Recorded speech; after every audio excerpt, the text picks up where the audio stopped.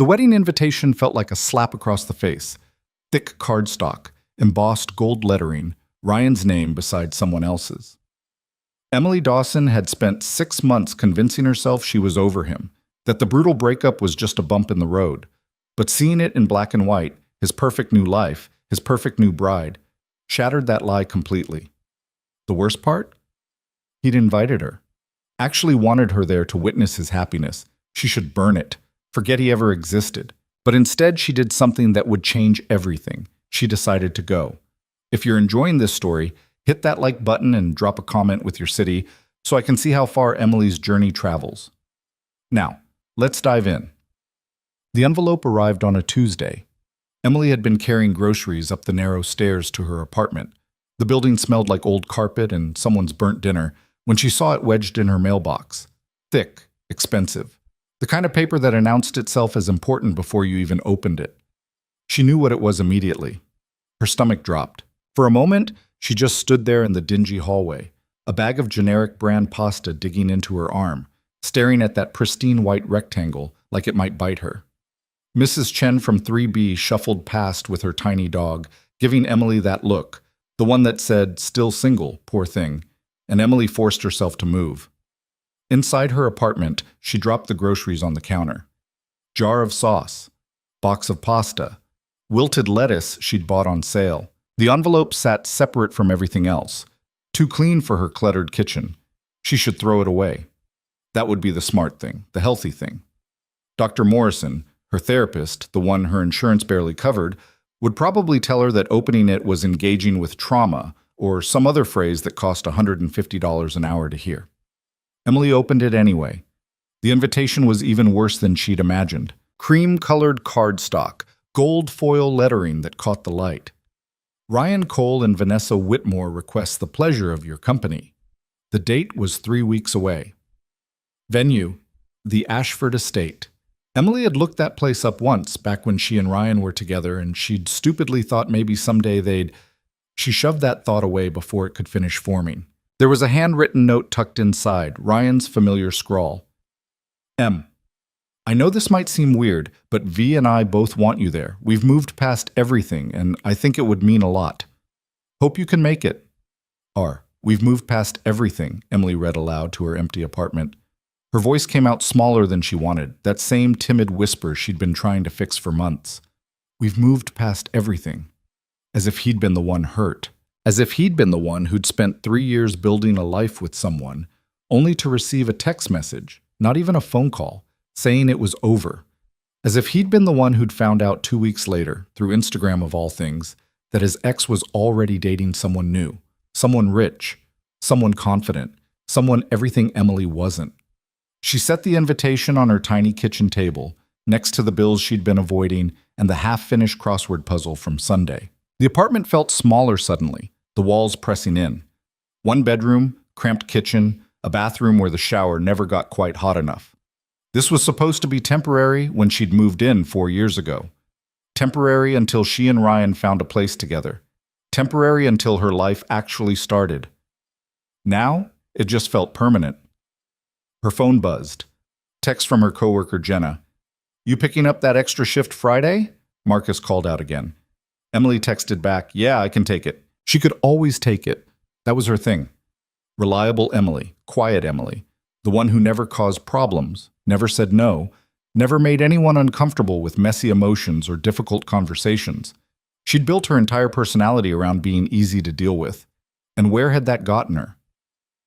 The diner where Emily worked was called Rosie's, though there hadn't been a Rosie in at least 15 years. It squatted on the corner of 5th and Morrison like it had always been there and always would be. Red vinyl booths, black and white checkered floor, a jukebox in the corner that only played songs from the 70s. The coffee was burnt, the eggs were greasy, and the breakfast special hadn't changed price since 2003. Emily loved it and hated it in equal measure. She loved the routine, the predictability. Same shifts, same customers, same rhythm. Coffee refills at booth 3. No tomatoes for the guy at the counter. Extra syrup for the family that came in every Saturday. She could do it all without thinking, which meant she didn't have to actually be present. Just muscle memory and forced smiles. She hated that she was still there. that this was all she'd managed to become. "You look like death," Jenna said when Emily arrived for her shift Thursday evening. Jenna was everything Emily wasn't: loud, confident, the kind of person who laughed with her whole body and said exactly what she thought. She'd been working at Rosie's for 6 months and had already asked for 3 raises. "Seriously, Em, did you sleep at all?" "I'm fine." "You're a terrible liar." Jenna grabbed 2 plates from the kitchen window, Monte Cristo and a burger, both for table 7. "Is this about Ryan?" Emily had made the mistake of telling Jenna about the invitation during their break yesterday. She'd meant to keep it to herself, but Jenna had a way of pulling things out of people, some kind of superpower. "I'm not going," Emily said, tying her apron. "I don't know why I even considered it." "Because you're curious." "I'm not." "You are. You want to see if he's actually happy, if she's actually better than you." Jenna delivered the plates with a smile that didn't reach her eyes, then came back to the counter. "Which is stupid, by the way. She's not better than you. She's just richer." "Prettier," Emily added quietly. "Debatable. More successful. Her dad owns half of downtown. That's not success. That's inheritance." Emily managed a small smile. Jenna meant well, but meaning well didn't change reality. Vanessa Whitmore was everything Ryan had apparently wanted. Sophisticated, ambitious, the kind of woman who belonged at charity galas and art gallery openings. The kind of woman who knew which fork to use at fancy dinners and could make small talk with important people without stumbling over her words. Emily could barely order pizza without apologizing 3 times. The dinner rush started around 6. It was never really a rush at Rosie's, more like a gradual filling of booths and tables that peaked around 7:30 before tapering off. Emily fell into the familiar rhythm. Take orders, deliver food, refill coffee, clear plates, smile. Don't make eye contact for too long. Apologize if someone had to wait more than 5 minutes, even though it wasn't her fault the kitchen was short-staffed. She was carrying a tray of dirty dishes back when she saw him. He was sitting in this corner booth, the one by the window that looked out onto the parking lot. Emily almost didn't notice him at first. The booth was technically in Jenna's section, but something made her look. Maybe the way he sat, perfectly still, like he was waiting for something specific. Maybe the expensive cut of his suit in a place where most people wore jeans and flannel. Maybe just instinct. He was looking right at her. Not the casual glance of someone trying to flag down their server. Not the impatient stare of someone who'd been waiting too long. Something else. Something that made Emily's breath catch for reasons she couldn't name. She looked away quickly, nearly dropping the tray. "Em, you okay?" Jenna appeared at her elbow, grabbing a few dirty plates. "You look like you saw a ghost." "I'm fine. Who's that?" Emily nodded toward the corner booth, trying to be subtle. Jenna glanced over. "Came in about 10 minutes ago. Hasn't ordered yet. Keeps looking at the door like he's waiting for someone. Why?" "No reason." But Emily couldn't stop herself from looking again. He was still watching her, not creepy. Nothing about it felt threatening, more like recognition. Like he knew her, though Emily was certain they'd never met. She would have remembered. He had the kind of face you remembered. Sharp features, dark hair that was almost too perfectly styled, eyes that seemed to see more than they should. He raised 2 fingers in a small wave. Emily's face burned. She turned away fast, nearly colliding with Marcus as he pushed through the kitchen doors with a tray of burgers. "Jesus, Dawson, watch it!" Sorry, I... She retreated to the safety of the counter, busying herself with rolling silverware into napkins, even though they had plenty already rolled. Her hand shook slightly. Stupid. She was being stupid. He was just a customer. Probably wasn't even looking at her, probably looking past her at something else, and she'd just imagined... "Excuse me." Emily jumped.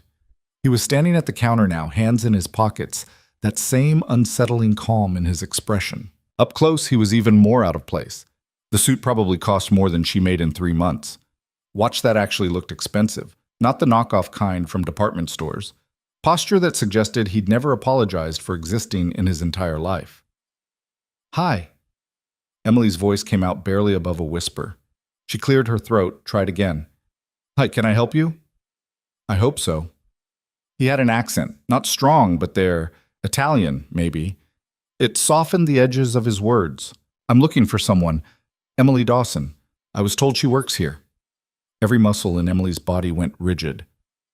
Who's asking? Someone who'd like to buy her dinner. He smiled, and it wasn't the kind of smile she was used to seeing. Not polite, not friendly, something sharper underneath, like a secret he wasn't quite ready to share. My name is Luca DeLuca, and I have a proposition for you. The rational part of Emily's brain, the part that had sat through the mandatory stranger danger presentations in elementary school and watched enough true crime documentaries to know better, screamed at her to walk away. Make an excuse, get Jenna, call the police if necessary. But there was another part, smaller and quieter but somehow louder in this moment, that was desperately curious. I'm Emily, she heard herself say. I know. Luca glanced around the diner, at the faded booths, the flickering fluorescent lights, the coffee stains on the counter that wouldn't come out no matter how hard anyone scrubbed. Is there somewhere we can talk? Somewhere private? I'm working. I'll wait. He said it like waiting was nothing, like time bent around him instead of the other way around. When does your shift end? 11. Then I'll be here at 11. He turned to leave, then paused. Oh, and Emily? Don't run. I'm not here to hurt you. Quite the opposite, actually.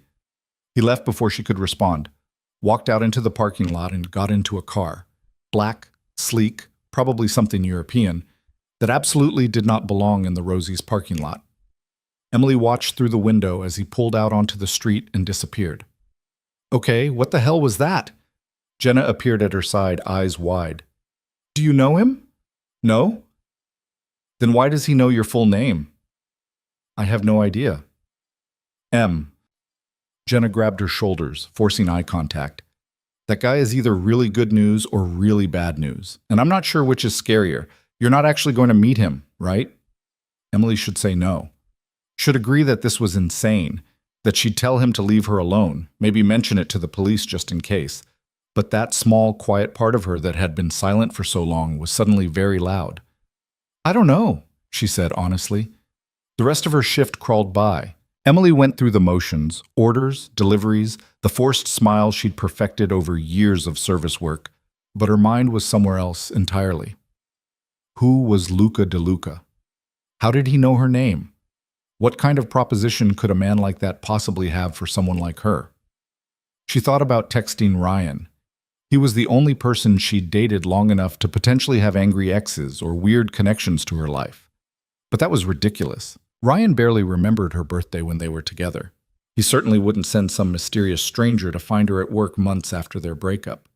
By the time 11 o'clock rolled around, Emily had almost convinced herself that Luca wouldn't show, that she'd imagined the intensity of their conversation, that he'd thought better of whatever strange plan he had. Then she walked outside and saw the car. Same black sedan, parked under the one working streetlight in the lot. Luca leaned against the hood, checking his phone with the casual patience of someone who'd never been kept waiting against his will. He looked up when he heard the diner door close. Emily. Not a question, statement of fact. She walked over slowly, keys clutched in her hand like they might protect her from whatever was about to happen. I shouldn't be doing this. Probably not, he agreed. But you're curious. How do you know my name? I know a lot of things. He pocketed his phone. I know you work 50-hour weeks at a diner that pays minimum wage. I know you live alone in a one-bedroom apartment on 7th Street. I know you've been attending therapy sessions every other Wednesday for the past 4 months. He paused, and something in his expression softened. And I know you received a wedding invitation 3 days ago that's been keeping you up at night. Emily's blood ran cold. Are you following me? No. Then how? Because I needed to understand who you are before I approached you. Luca pushed off the car, took a step closer. Not threatening, but deliberate. Emily, I'm going to be very direct with you because I suspect you appreciate directness more than charm. I need a favor. You need revenge. I'm proposing an arrangement that benefits us both. I don't want revenge. Everyone wants revenge. He said it simply, like stating the color of the sky. They just don't always admit it. Ryan Cole ended your 3-year relationship via text message and had a new girlfriend, a wealthy, well-connected girlfriend, within 2 weeks. Now he's getting married and he invited you to watch. You're telling me there's no part of you that wants to show him what he gave up? Emily's throat tightened. She wanted to deny it, should deny it, but the truth was ugly and painful and sitting in her chest like a stone. Yes. Yes, she wanted Ryan to see her and regret everything. Wanted him to realize that quiet didn't mean worthless, that shy didn't mean broken. What kind of favor? She asked quietly. Luca smiled, and this time it reached his eyes. I need a date to a wedding. What? Ryan's wedding, specifically. I need to attend, and I need to bring someone who will make an impression, someone unexpected. He tilted his head, studying her like she was a puzzle he was solving. You're perfect. I'm not. Emily gestured at herself helplessly. Look at me. I'm not the kind of person who makes impressions. You could be. You don't know me. I know enough. Luca's voice was gentle but firm, the tone of someone stating an undeniable fact. I know you're stronger than you think. I know you hide because it's safer than being seen. And I know that somewhere under all that fear is someone remarkable. He paused. I can help you find her, but only if you're willing to try. Emily's eyes stung. She blinked hard, refusing to cry in front of this stranger who seemed to see straight through her carefully constructed walls. Why? Why what? Why do you care? What do you get out of this? Access, Luca said simply. Ryan's wedding is being attended by some very important people. People I need to connect with. Arriving with you, transformed, confident, everything he threw away sends a message. He met her eyes. We help each other. I get my connections. You get your moment. It was insane. Absolutely insane. Emily should walk away right now, get in her car, drive home, forget this conversation ever happened. Instead, she heard herself ask, how much time do we have? 3 weeks. That's not enough time to... It's plenty of time. Luca opened his car door. Get in. Let's get coffee somewhere that doesn't smell like grease and talk specifics. I have my own car. Then follow me. But Emily? He looked at her over the roof of the sedan. If you drive away right now, this opportunity doesn't come back. I need an answer tonight. Emily stood in the parking lot, keys digging into her palm, every logical thought screaming at her to run. This was how people ended up on the news. Missing girl, last seen talking to a strange man, family in tears begging for information. But then she thought about that invitation sitting on her kitchen table. Thought about Ryan's careless note. We've moved past everything, like she was something to move past. Something forgettable. She thought about being forgettable for the rest of her life. Okay, Emily whispered. Then louder, stronger. Okay, I'll do it. Luca's smile was sharp and satisfied. Good. Now follow me and try to keep up. He got in the car and pulled out of the parking lot. Emily stood there for 5 more seconds, giving herself one last chance to change her mind. Then she got in her car and followed. The coffee shop Luca led her to was nothing like the diner. Soft lighting, exposed brick walls, the kind of place where a single cup cost more than her hourly wage. It was nearly midnight and the place was still half full with people working on laptops or having quiet conversations. Emily felt immediately out of place in her diner uniform and worn sneakers. Luca ordered for both of them without asking what she wanted. Espresso for himself, something called a lavender honey latte for her. They sat in a corner booth and Emily wrapped her hands around the warm cup to stop them from shaking. You're scared, Luca observed. Obviously. Good. Fear means you're taking this seriously. He took a sip of his espresso. Let me lay out what I'm proposing. 3 weeks from tomorrow, we attend Ryan Cole's wedding together. I introduce you as my fiancé. Fiancé? Emily's voice rose. A few heads turned. She lowered it quickly. That's too much. It's exactly enough. Luca's expression didn't change. Girlfriend is too casual, wife is too permanent. Fiancé is perfect, committed enough to be believable, temporary enough to be plausible. And it ensures no one questions why we're together. People will absolutely question why we're together. Have you seen me? I have. That's why we have 3 weeks to prepare. He set down his cup. I'm not just offering you a dress and a haircut, Emily. I'm offering you a transformation, confidence, presence, the ability to walk into a room and have people notice. I don't want people to notice me. Yes, you do. You've just convinced yourself that wanting to be seen is somehow wrong. He leaned forward. Tell me something. When's the last time you spoke up in a room full of people? Expressed an opinion that might be controversial? Said no to something you didn't want to do? Emily stared at her latte. The foam had a leaf pattern in it. Someone had taken the time to make that. I don't know. Exactly. You've spent so long making yourself small that you've forgotten you're allowed to take up space. Luca's voice gentled. I can teach you. Not how to be someone else, but how to be yourself without apologizing for it. 3 weeks of training, then one night where you show everyone, especially Ryan, who you really are. And after that? After that, you decide. If you want to go back to your quiet life, you can. No obligations, no strings. But I suspect, he smiled slightly, I suspect once you remember what it feels like to be seen, you won't want to hide anymore. Emily's chest felt tight. She wanted to believe him, wanted to believe that she could be the kind of person who walked into a wedding on a stranger's arm and commanded attention. But the gap between wanting and believing felt impossibly wide. What if I can't do it? She asked quietly. What if I freeze or panic or just revert back to being invisible? Then we'll work on it until you don't. Luca's certainty was almost aggressive in its firmness. Emily, I don't fail at things I commit to, and I'm committing to this. To you. The question is whether you're willing to commit to yourself. She took a sip of her latte. It was too sweet, floral in a way she wasn't used to, but somehow exactly what she needed. What do you get out of this? Really? I told you, access. To who? Luca hesitated, and Emily saw the calculation in his eyes. How much to reveal, how much to hold back. There's a man named Marcus Whitmore, Vanessa's father. He controls a significant portion of this city's commercial real estate, among other interests. I need a meeting with him, and he doesn't take meetings with people he doesn't know. So crash the wedding without me. It's not that simple. Showing up alone makes me look desperate. Showing up with you, transformed, poised, clearly someone I value enough to bring into my world, that makes me look powerful. Worth knowing. He met her eyes. In my line of work, perception is everything. What line of work is that? Investment, acquisitions, strategic partnerships. The answer came too smoothly, too practiced. Emily had the distinct impression he was telling the truth while somehow lying at the same time.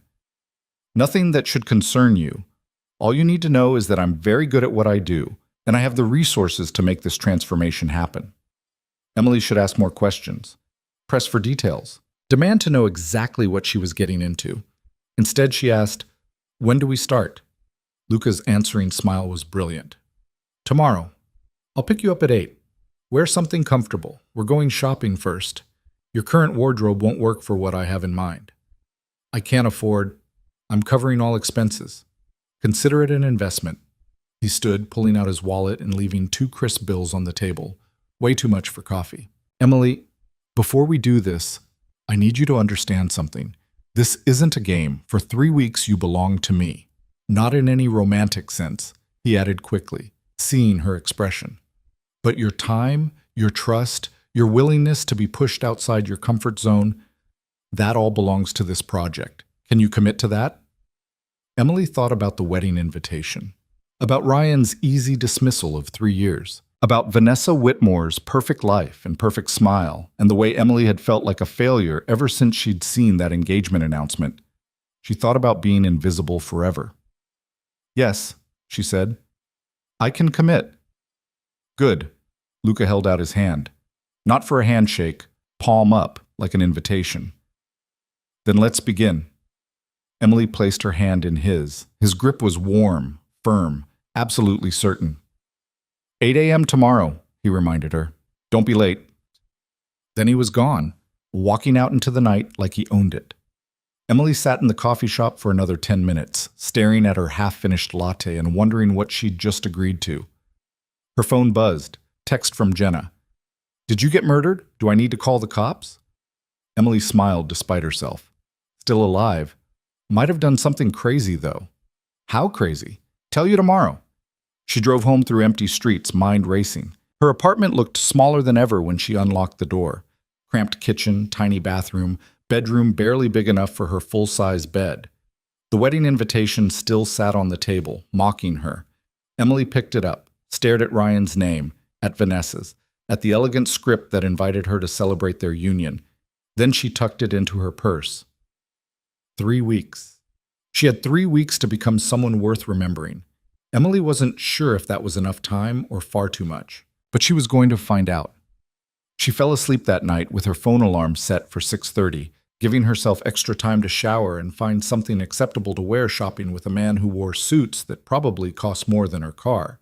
Sleep came in fits and starts, dreams fragmenting into strange scenes, Ryan laughing at her, Luca's intense stare, walking into a room full of strangers who all turned to look at once. The alarm dragged her back to consciousness at 6:30 exactly.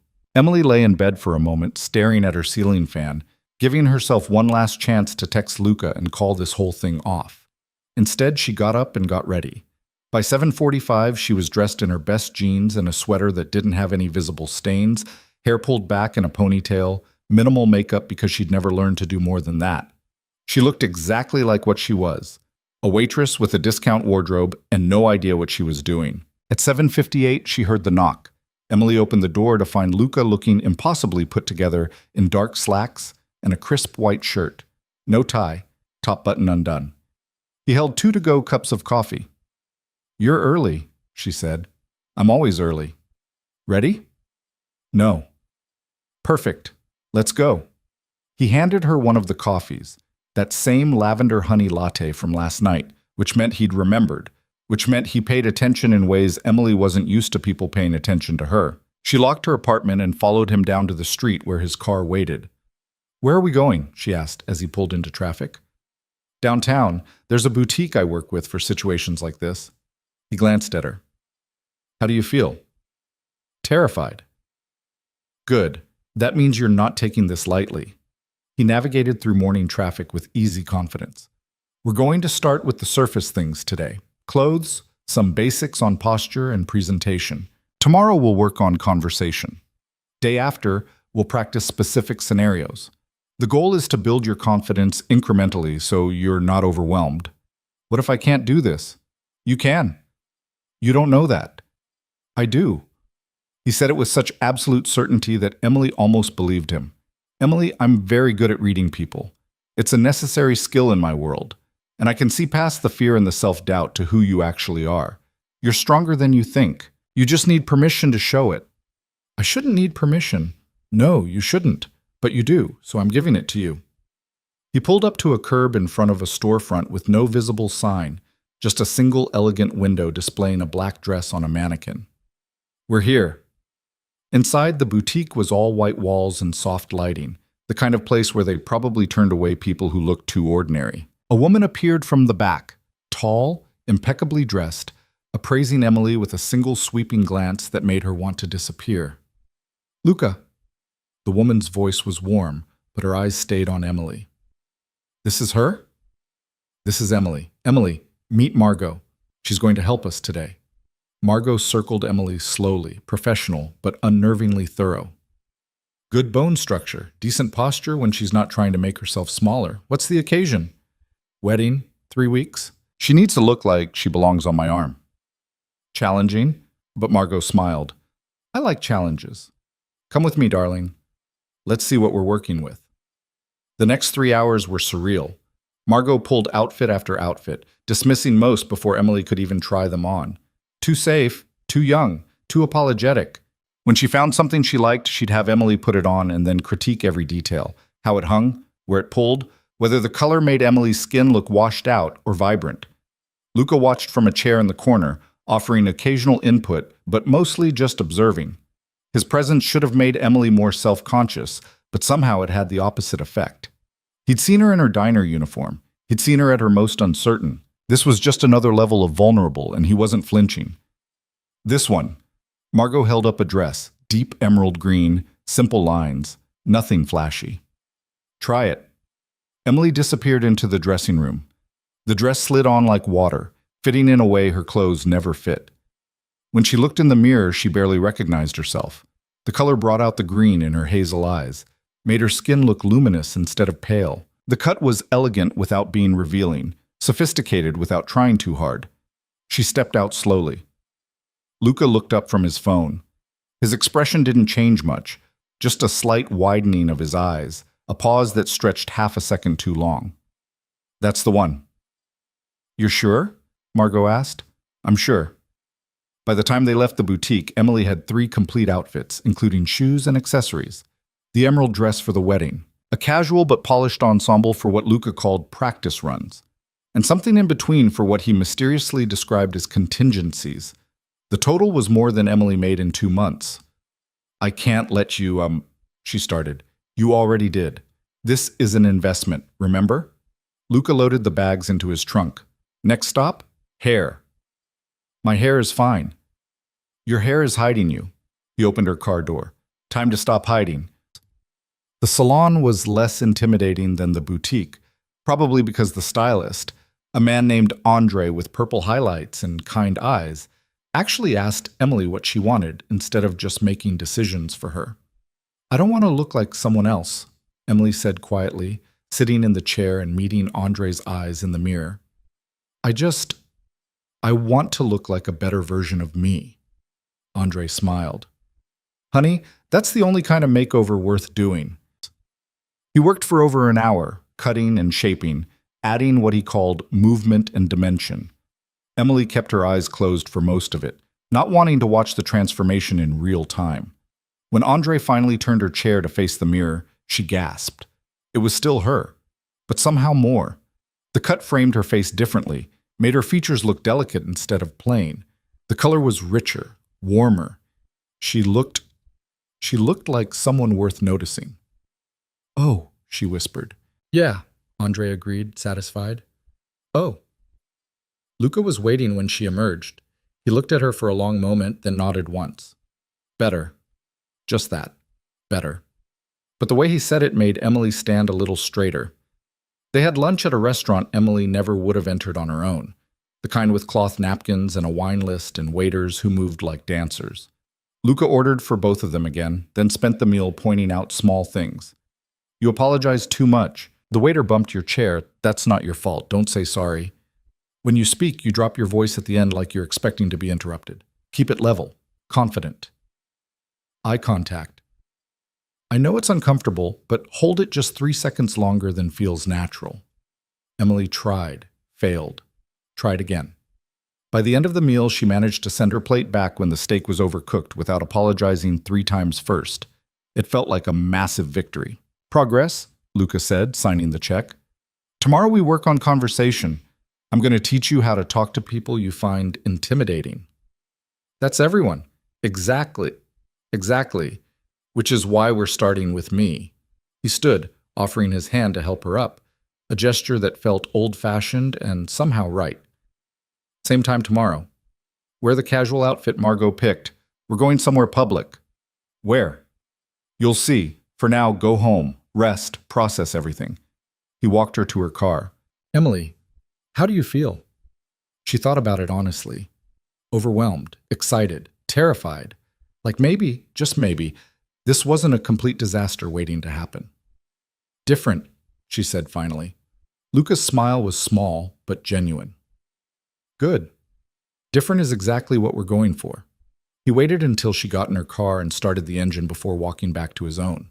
Emily watched him in her rearview mirror, this mysterious man who'd appeared out of nowhere and somehow convinced her to let him rebuild her piece by piece. She drove home in a daze. The woman who looked back at her in the mirror didn't quite feel real yet. Hair perfect, subtle makeup Margot had applied before they left the boutique, clothes hanging in garment bags in her back seat that cost more than her monthly rent. Her phone buzzed as she pulled into her parking spot. Text from Luca. "You did well today. Tomorrow will be harder. Be ready." Emily stared at the message for a long moment. Then she typed back, "I'll be ready." She wasn't sure if she was lying or not, but she was definitely going to try. Emily woke up the next morning with her heart already racing. The alarm hadn't even gone off yet. Her body had decided 6 a.m. was late enough, anxiety doing the work of any clock. She lay in bed staring at the ceiling, running through everything that had happened yesterday. The boutique, the salon, Luca's steady voice telling her she was stronger than she thought. It still felt like something that had happened to someone else. She dragged herself to the shower, letting the hot water beat against her shoulders while she tried to calm down. Today would be harder, he'd said. What did that even mean? Yesterday had been about appearances, surfaces, things that could be fixed with money and good lighting. Today was supposed to be about conversation, which meant actually opening her mouth and stringing words together without apologizing or stumbling or wishing she could disappear. The casual outfit Margot had picked hung on the back of her bathroom door. Tailored pants in a soft charcoal gray, a cream silk blouse that somehow managed to look elegant without trying, leather flats that actually fit properly. Emily put it on slowly, still getting used to how clothes could feel when they weren't bought on clearance or pulled from the sale rack at department stores. She looked in the mirror. The haircut from yesterday still looked good. Better than good, actually. Andre had shown her how to style it before she left, and she'd managed to recreate about 70% of what he'd done. Close enough. Her phone buzzed. Luca. Outside in 10. Emily's stomach dropped. She wasn't ready, wasn't even close to ready. But she grabbed her purse anyway and headed downstairs. Luca was leaning against his car when she emerged, coffee in hand. He looked her over with that same assessing expression he'd worn yesterday, like he was cataloging every detail. Better, he said, handing her a cup. Same lavender latte. You're learning to stand up straight. I've always stood up straight. No, you've always tried to take up less space. There's a difference. He opened her door. Get in. We have a full day. They drove into the city, traffic building as rush hour kicked in. Emily sipped her coffee and tried not to think too hard about where they were going or what she'd be expected to do when they got there. Where are we headed? She finally asked. A gallery opening. Small, private. Good opportunity to practice. Emily's chest tightened. Practice what? Talking to strangers, making conversation, being present in a room without disappearing into the wallpaper. He glanced at her. How do you normally handle social situations? I avoid them. And when you can't avoid them? Emily thought about work parties, the few times Ryan had dragged her to events with his friends. I find a corner, stay quiet, leave as soon as possible. Why? Because I don't know what to say. I'm not good at small talk, and people always look at me like they're waiting for me to say something interesting, and I never do, so I just... She stopped, realizing she was rambling. Sorry. Stop apologizing. Luca's voice was firm but not unkind. And stop assuming you're not interesting. You're just afraid of being judged, so you judge yourself first. It's a defense mechanism. You sound like my therapist. Your therapist is probably right about most things, but therapy only works if you actually apply what you learn. He pulled into a parking garage. Today's lesson. People are too worried about themselves to judge you as harshly as you think. Most conversations are just two people trying not to look stupid. Once you understand that, it gets easier. They walked 2 blocks to a building Emily had passed 100 times without noticing. Old brick, narrow entrance, a small brass plaque that read Meridian Gallery. Inside, the space opened up into white walls and polished concrete floors, abstract paintings hung with careful precision. There were maybe 20 people scattered throughout, holding wine glasses and speaking in low murmurs. Emily's first instinct was to turn around and leave. Luca's hand found the small of her back, steadying. Breathe. You're not here to impress anyone. You're here to practice existing in a space without apologizing for it. A woman approached. 50s, elegant in the way rich people were elegant, jewelry that caught the light. Luca, darling, I didn't know you were coming. Catherine, he kissed her cheek. Last-minute decision. This is Emily. Emily, Catherine owns the gallery. Catherine's eyes swept over Emily with the same assessing look Margot had used yesterday. Lovely to meet you. Are you familiar with Morrison's work? Emily had no idea who Morrison was. Yesterday she would have mumbled something non-committal and found a reason to excuse herself. But Luca was watching her, and something in his expression said, try. I'm not, Emily said, keeping her voice level like he'd taught her at lunch yesterday. But I'd like to know more. Catherine's expression warmed slightly. Well, you're in luck. I was just about to give a small tour for a few collectors. You're welcome to join. Thank you, I will. Catherine drifted away to gather her group, and Luca leaned close. Good. You didn't panic, didn't apologize, didn't deflect. That's progress. I feel like I'm going to throw up. You'll feel that way for a while. Keep breathing. The tour was excruciating.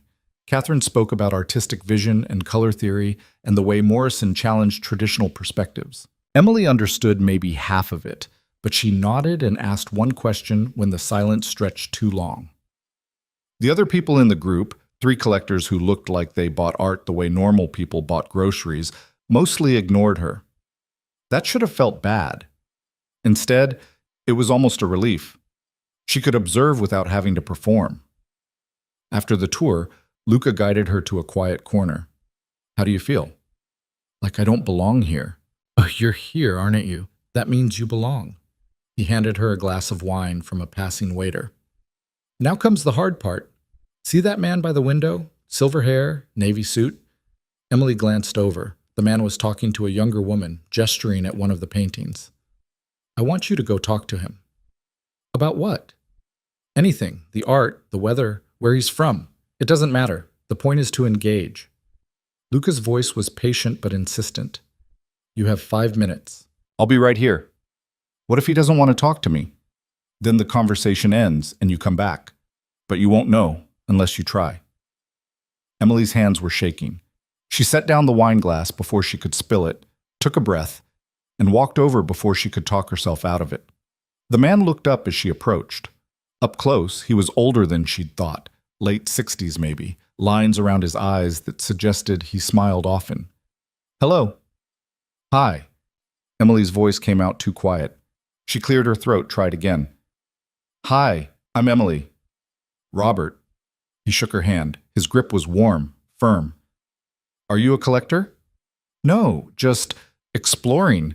This is my first gallery opening." "Well, welcome to the madness," he smiled. "What do you think of Morrison's work?" Emily looked at the painting they were standing near, swirls of blue and gray, something that might have been a figure or might have been nothing at all. "Honestly, I don't know enough about art to have an informed opinion, but I like that it makes me feel something, even if I can't explain what." Robert's smile widened. "That's the most honest thing anyone said to me all evening. Most people here pretend to understand everything. It's refreshing to hear someone admit they don't." They talked for 10 minutes. Robert told her about his work as an architect, how he'd gotten into collecting art late in life, how his wife thought he was ridiculous for spending money on paintings when their house was already full. Emily mostly listened, asking questions when it felt natural, and somehow the conversation didn't feel forced or painful. When she finally excused herself and returned to Luca, she was almost smiling. "Well?" he asked. "That wasn't as terrible as I thought it would be." "No, it wasn't." He looked genuinely pleased. "You were natural, present. You didn't try to be someone else. That's exactly what we're building." They stayed another hour. Luca introduced her to 3 more people, each time stepping back to let Emily handle the conversation herself. She stumbled sometimes, fell into old habits of apologizing or dropping her voice. But each time, she caught herself a little faster. By the time they left, Emily's head was spinning, but not in the panicked way she'd expected. More like exhaustion mixed with something that felt suspiciously like accomplishment. "Lunch," Luca announced, leading her to a bistro 2 streets over. "Then we're going to talk about Ryan." Emily's brief good mood evaporated. "Do we have to?" "Yes, you can't walk into that wedding without a strategy." He ordered salad for her, pasta for himself, and then fixed her with that unnervingly direct stare. "Tell me about the relationship. How did it start? Why does that matter?" "Because I need to understand who he is, what he wanted from you, what made him think he could discard you so easily." Luca's voice was matter-of-fact, clinical. "Start at the beginning." Emily pushed lettuce around her plate. "We met at a coffee shop. I spilled my drink. He helped me clean it up. Very romantic." The bitterness in her voice surprised her. "He asked for my number. I said yes because I couldn't believe someone like him was interested in someone like me." "Someone like him?" "Confident, successful, the kind of person who had a 5-year plan and actually stuck to it." She stabbed a cherry tomato. "I thought he saw something in me. Turns out he just saw someone who wouldn't challenge him." "Explain." "Ryan liked that I was quiet. He said it was calming, that I was different from the women in his office who were always competing or playing games. But what he really meant was that I was easy. I didn't argue when he changed plans last minute. Didn't complain when he forgot my birthday. Didn't push back when he started spending more time at work than with me. Emily's throat felt tight. I made myself smaller and smaller, trying to be what he needed, and it still wasn't enough. Luca was quiet for a moment. Do you know why he ended it? He said we'd grown apart, that I wasn't ambitious enough, wasn't going anywhere. She laughed, sharp and bitter, which was rich coming from someone who'd spent 3 years telling me I was perfect the way I was. He lied. Obviously. No, I mean, he lied about the reason. Luca leaned forward. Men like Ryan don't leave because their partner isn't ambitious. They leave because their partner stops being useful. You served a purpose. Someone stable, undemanding, convenient. When he met Vanessa, she offered him something you couldn't: access, connections, a better image. That doesn't make me feel better. It's not supposed to make you feel better. It's supposed to make you angry. His eyes were hard. Ryan didn't see your quiet strength as valuable. He saw it as exploitable. And now he's invited you to his wedding because he thinks you're too weak to say no, too polite to make a scene. Emily's hands were fists under the table. I hate that you're right. Good. Hate is useful. We're going to channel that. Luca sat back. When we walk into that wedding, we're not just showing him what he lost. We're showing him that he never really had you. That the version of yourself you showed him was the smallest, quietest version possible, and he was too blind to see there was more underneath. What if there isn't more? Then you wouldn't be here. He said it simply, like it was obvious. Emily, weak people don't agree to transform themselves in 3 weeks. They don't walk up to strangers at galleries. They don't sit across from men they barely know and admit their deepest insecurities. You're already stronger than you think. You just need to start believing it. Something in Emily's chest cracked open. Not breaking, more like releasing. She blinked hard against the sudden sting in her eyes. I don't know how, she whispered. I know, that's why I'm here. Luca's voice softened. Tomorrow we're going to work on your story. The version of yourself you're going to present to the world. It needs to be true enough to be believable, impressive enough to be memorable. We'll practice until it feels natural. Luca, why are you doing this, really? He considered her for a long moment. Because I see people clearly. It's a skill I've developed out of necessity. And I see that you've been treated like you're ordinary when you're anything but. Someone needed to tell you that. Might as well be me. It wasn't really an answer, but Emily didn't push. Somehow she understood that Luca's motivations were complicated, layered in ways he wasn't ready to explain. That was fine. She had her own complicated reasons for agreeing to this. They spent the rest of lunch talking about logistics. The wedding was in 2.5 weeks. Between now and then, they'd meet daily, sometimes for hours, sometimes just for quick check-ins. Luca would teach her how to navigate formal events, how to read a room, how to project confidence even when she felt like falling apart. What about your work? Emily asked. Don't you have a job? I make my own schedule. He signed the check. Besides, this is work, just a different kind. That night, Emily lay in bed scrolling through Ryan's Instagram. She hadn't looked in months, had blocked him after the engagement announcement because seeing his happy photos felt like being stabbed repeatedly. But now she unblocked him and went through his feed with cold clinical detachment. Pictures of him and Vanessa at charity galas, art openings, weekend trips to places Emily had never been. Vanessa was beautiful in that effortless way rich people were beautiful. Good bone structure, better skin care, clothes that fit because they were tailored, not bought off racks. She looked like she belonged in Ryan's world in a way Emily never had. But looking at the photos now, Emily saw something she'd missed before. Ryan's smile was the same in every picture. Perfect. Practiced. The kind of smile you gave cameras, not the kind that reached your eyes when you were genuinely happy. She remembered when he used to smile at her differently, back at the beginning, before she'd become convenient instead of valued. That smile had been real. Then she looked at Vanessa's smile. Same thing. Perfect and practiced, and somehow empty. Emily closed Instagram and opened her messages instead, typed out a text to Luca. Were you ever married? The response came immediately.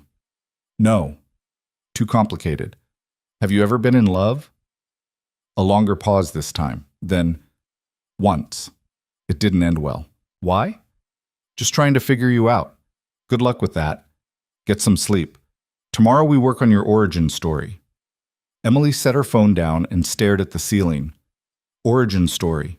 Like she was a superhero instead of a waitress who'd let her boyfriend walk all over her for 3 years. But maybe that's what transformation was, taking the worst parts of your story and finding a way to tell them that didn't make you the victim. The next morning, Luca picked her up at 9.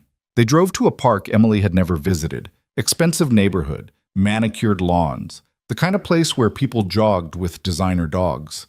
He led her to a bench overlooking a pond. "We're going to write your story," he said without preamble. "Not the real one. The one we're selling at the wedding.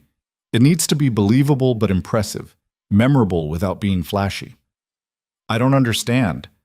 People at that wedding are going to ask about you, who you are, what you do, how we met. We need answers that make you interesting without raising suspicion." He pulled out his phone, opened a notes app. "Let's start with your job. Waitress doesn't work. It's the truth. Truth is flexible. You work in hospitality management, coordinating between multiple high-volume establishments.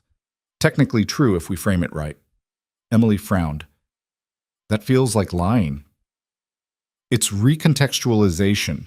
You do manage the flow of customers, handle complaints, coordinate with kitchen staff. That's hospitality management." He typed something. "What about education?" "I went to community college for a year, dropped out." "Why?" "Money, and I didn't know what I wanted to study." Luca nodded slowly. "So you pursued targeted professional development instead of traditional education. More practical, more focused. You've been building real-world experience while others were buried in theory. You're really good at this." "I've had practice." He looked at her. "Emily, we're not creating a fake person. We're just highlighting the parts of you that already exist. The strong parts. The interesting parts. The parts Ryan was too stupid to notice."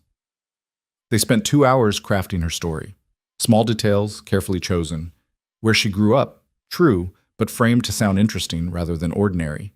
Her interests, reading, which became a passion for contemporary literature and emerging authors. Her plans, vague dreams, became concrete ambitions about opening her own establishment someday. Maybe a bookshop cafe combination. "Now the hard part," Luca said. "How we met." "What's the story?" "I came into the diner where you work, was immediately drawn to you, asked you out. We've been together for 6 months, engaged for 2. He watched her reaction. Simple. Romantic enough to be believable. Based on the truth, which makes it easier to remember. People are going to wonder why they haven't seen me before. "You're private. You don't do social media. You prefer real connections to digital ones." He smiled slightly. "It's actually true, isn't it?" Emily thought about her barely used Instagram, the Facebook account she checked maybe once a month. "Yeah, it's true." "See? The best lies are mostly truth with strategic omissions." They practiced. Luca fired questions at her, rapid and random, forcing her to respond without overthinking. "What do you do for work? How did you meet? Where did you grow up? What are your plans for the future?" Over and over until the answers came naturally, without hesitation or apology. "Better," Luca said after the 20th round. "You're starting to own it, but you're still dropping your voice at the end of sentences. Keep it level. Confident people don't question themselves mid-sentence. I'm not a confident person." "Not yet, but you're getting there." He stood, offered his hand. "Come on, we're going somewhere else." "Where?" "You'll see." They drove to an upscale restaurant, the kind with a dress code and reservations booked months in advance. Luca parked and turned to her. "We're having dinner here tonight, you and me, as if we were actually engaged. I'm going to treat you the way I would treat my fiancé, and you're going to practice accepting it without deflecting or diminishing yourself." "Understood?" Emily's heart was hammering. "This feels like too much." "It's exactly enough. People will be watching us at the wedding. They need to believe we're together, which means you need to be comfortable with me in ways that feel natural, not rehearsed." He got out, came around to open her door. "Starting now." Dinner was surreal. Luca ordered wine without asking if she wanted any, made decisions about appetizers and entrees with casual authority. Under normal circumstances, Emily would have found it overbearing, but there was something in the way he did it, like he was taking care of her, not controlling her, that made it feel different. He asked about her family, her real family, not the crafted story version. Emily found herself talking about her mom, who'd died when she was 19, her dad, who'd remarried someone Emily barely knew and moved to Arizona. The loneliness of being essentially on her own since her early 20s. Is that why you stayed with Ryan so long? Luca asked quietly. Because being with someone felt better than being alone? Probably. Emily took a sip of wine. Is that pathetic? It's human. Everyone wants to be chosen, to matter to someone. He met her eyes. But settling for someone who doesn't see your value isn't the same as being chosen. It's just being convenient. You say that like you know from experience. Luca's expression shifted, something guarded sliding into place. I told you. I was in love once. She chose someone else, someone safer, more predictable. He smiled, but it didn't reach his eyes. I learned that sometimes the person you love doesn't have the capacity to love you back the way you need, so you move on. Did you? Move on? He considered the question. I stopped waiting for her, if that's what you mean. But I think we always carry pieces of the people who changed us, even the ones who hurt us. The vulnerability in his voice caught Emily off guard. For the first time since meeting him, Luca felt like a real person instead of some mysterious figure orchestrating her transformation. He had scars too, just different ones. Thank you, she said quietly. For what? For being honest. For not pretending you have all the answers. She played with her napkin. Everyone always acts like they know exactly what they're doing. It's nice to talk to someone who admits they don't. I know what I'm doing professionally, personally. He laughed softly. I'm as lost as everyone else. I'm just better at hiding it. They finished dinner slowly, conversation drifting between heavy and light. Luca told her about growing up in Italy, moving to the States for university, and never leaving. She told him about her dreams of writing, something she hadn't admitted to anyone in years, not even Ryan. Why don't you write? Luca asked. I don't have anything to say. You have plenty to say. You're just afraid it won't be good enough. He signaled for the check. After the wedding, I want you to write something, anything, a page, a paragraph, it doesn't matter. Just prove to yourself that you can. Walking back to the car, Luca's hand found the small of her back again, that same steadying gesture he'd used at the gallery. Emily was starting to recognize it as his way of anchoring her when she looked like she might drift away.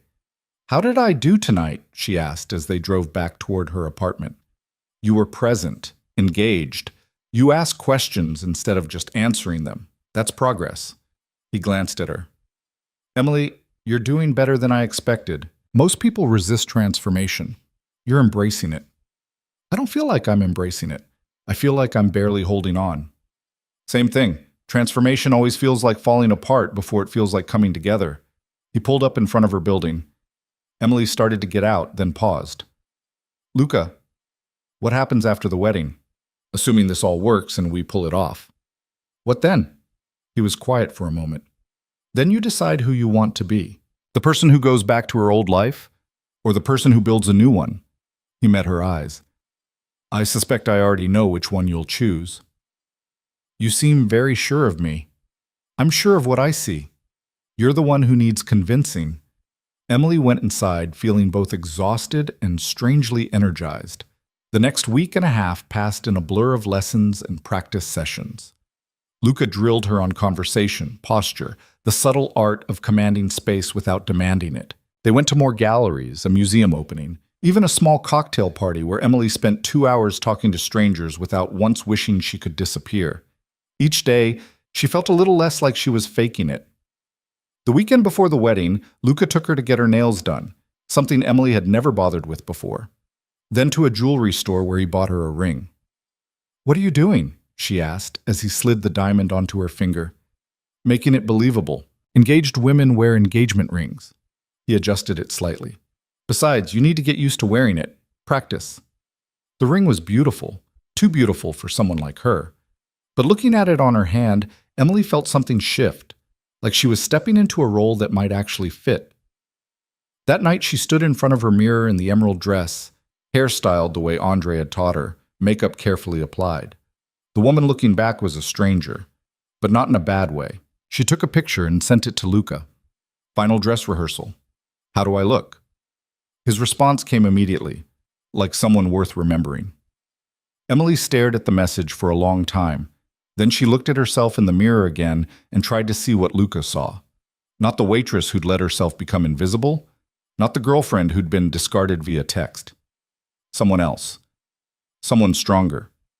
Maybe she was starting to believe it too. The morning of the wedding arrived with rain. Emily stood at her window watching water stream down the glass, wondering if it was some kind of sign.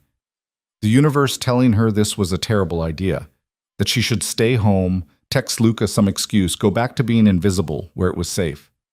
Her phone buzzed. Luca. I'll be there at 2.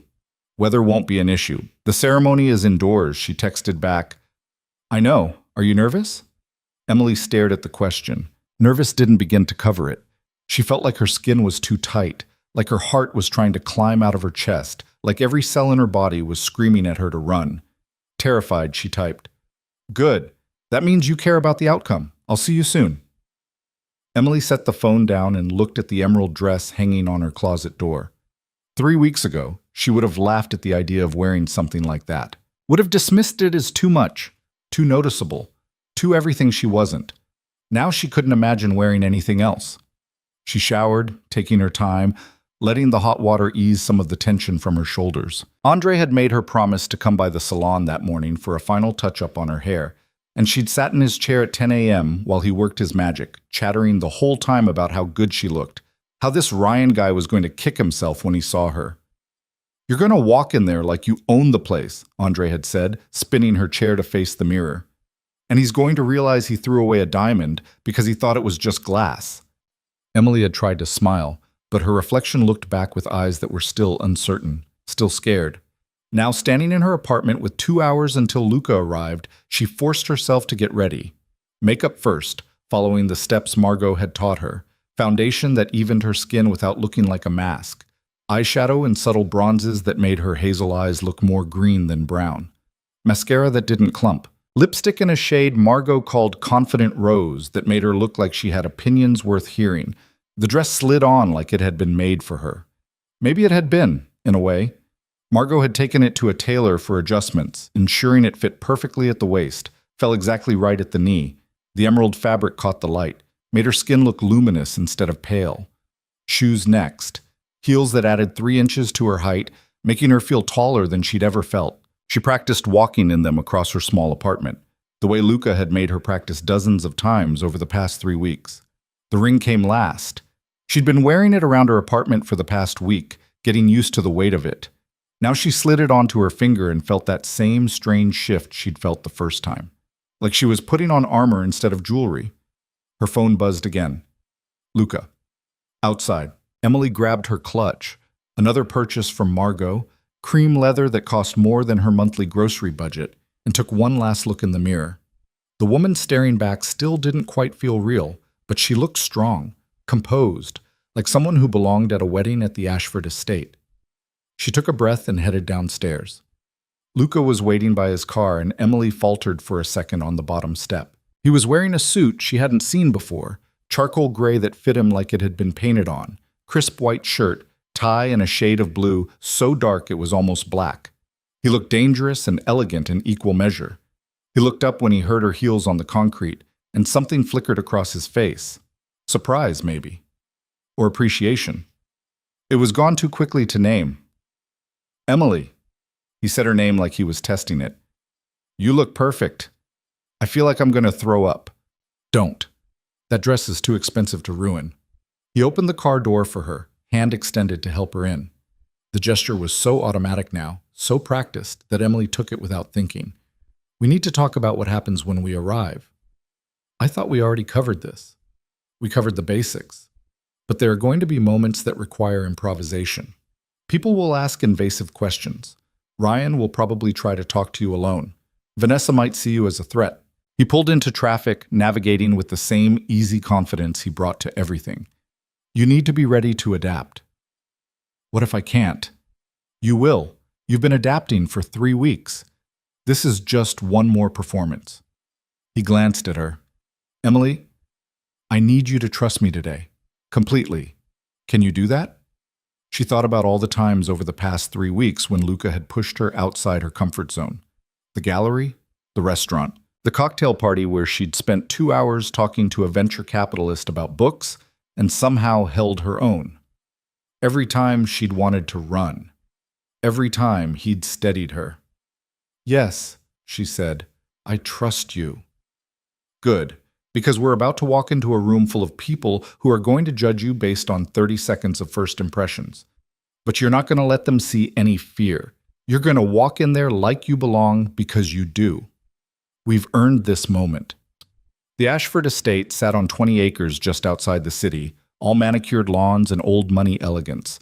The main building was a restored Victorian mansion that had been converted into an event space, complete with gardens and a ballroom that could hold 200 people comfortably. Cars lined the circular driveway, Mercedes, BMWs, one actual Bentley that made Luca's sedan look modest by comparison. Emily's stomach twisted. These are Ryan's people? These are Vanessa's people. Ryan just married into them. Luca pulled up to the valet stand. Remember, you're not here to impress them. You're here to remind Ryan what he lost. Everything else is secondary. The valet opened Emily's door. She stepped out carefully, mindful of the heels and the rain that had finally stopped but left the ground damp. Luca appeared at her side immediately, offering his arm. Ready? He asked quietly. Emily slipped her hand through his elbow, felt the solid warmth of him beside her. No, but let's do it anyway. They walked up the stone steps together, through the ornate front doors, into a foyer that looked like something from a period drama, all dark wood and crystal chandeliers and flowers that probably cost more than Emily made in a month. People were everywhere, clusters of guests in expensive clothes, holding champagne flutes, speaking in those low murmurs that rich people seem to perfect. A few heads turned when Emily and Luca entered. Not everyone, but enough to make her aware of being watched. She felt Luca's hand cover hers where it rested on his arm, warm, steadying. Breathe, he murmured. You're doing fine. A woman approached them, middle-aged, designer dress, smile that didn't reach her eyes. Welcome. Are you friends of the bride or groom? Groom, Luca said smoothly. Old friends of Ryan's. This is Emily. The woman's eyes sharpened with recognition. Emily, of course. Ryan mentioned you might come. How lovely. The words were kind, but the tone wasn't. I'm Margaret, Vanessa's aunt. The ceremony will begin in about 20 minutes. There are drinks in the garden room if you'd like to wait there. She drifted away before Emily could respond. Luca guided her toward the garden room, weaving through clusters of guests with practiced ease. A few people nodded at him, recognition without familiarity, like they knew who he was but not well enough to approach. The garden room was all glass walls overlooking the grounds, filled with more guests and more champagne. Luca grabbed 2 flutes from a passing server and handed one to Emily. Don't drink it yet, he said quietly. Just hold it. Gives you something to do with your hands. Emily gripped the stem like a lifeline. How many people are staring at us? 6. Ignore them. He positioned himself so he was between her and most of the room, giving her a moment to adjust. How are you feeling? Like everyone knows I don't belong here. They don't know anything, they're just curious because you're new and you're with me. He sipped his champagne. Emily, look at me. She did. His eyes were steady, calm, absolutely certain. You belong here just as much as anyone in this room. More than most of them, actually, because you earned your way here through actual growth instead of inheritance. Do you understand? I'm trying to. Try harder. But his voice was gentle. We're about to... Emily? The voice cut through the room like a knife. Emily's whole body went rigid. She knew that voice, had heard it say her name 1,000 times over 3 years, had heard it say goodbye through a text message screen. She turned slowly. Ryan stood 3 feet away, champagne in hand, wearing a tuxedo that fit him perfectly, because of course it did. He looked exactly like he always looked. Handsome in that conventional way, brown hair styled just so, smile that had charmed her into trusting him, but his eyes were wide with something that looked like shock. Ryan. Emily's voice came out steadier than she expected. Congratulations. He seemed to catch himself, forcing his expression into something more neutral. Thank you. So glad you came. I wasn't sure if you would. His eyes darted to Luca, questions forming behind them. And you brought someone. This is Luca. Emily felt Luca's hand settle at the small of her back, that gesture that had become so familiar over the past 3 weeks. My fiancé. Ryan's face went blank.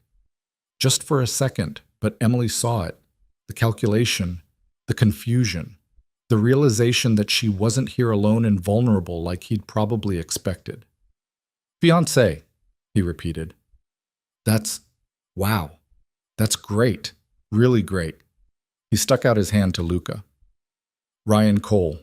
I'm the groom. Luca de Luca. Luca shook his hand, and Emily noticed how Ryan had to look up slightly to meet his eyes. Congratulations on your wedding. Emily's told me a lot about you. Has she? Ryan's laugh was forced. Nothing too terrible, I hope. Nothing you don't deserve. Luca's smile was pleasant, but there was steel underneath. She's remarkably generous, actually. More than I would be in her position. The words hung in the air for a beat too long. Ryan's smile faltered. Well, I'm glad you're both here. Vanessa's been curious about you, Emily. She'll want to say hello. He looked at Emily again, and there was something in his expression she couldn't quite read. You look different. People change, Emily said simply. Yeah, I guess they do. He glanced over his shoulder where someone was waving at him. There are a lot of people I need to greet, but we should talk later, catch up. Maybe. Emily didn't commit to anything. Enjoy your day, Ryan. He walked away and Emily felt like she might collapse. Her hands were shaking so hard the champagne was sloshing in the glass. Luca took it from her gently, set it on a nearby table. You did perfectly, he said quietly. Calm, composed. You didn't apologize or diminish yourself. That's exactly what we needed. Did you see his face? I saw. Luca's expression was satisfied.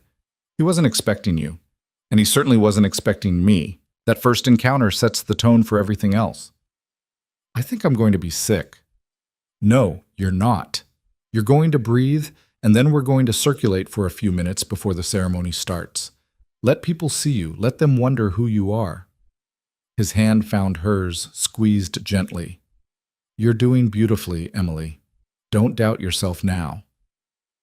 The next 15 minutes blurred together. Luca introduced her to 3 different people, a couple who owned an art gallery, a man who did something in commercial real estate, a woman who ran a nonprofit. Each time, Emily fell back on the story they'd crafted together. Hospitality management, meeting Luca at the diner, 6 months together, engaged for 2.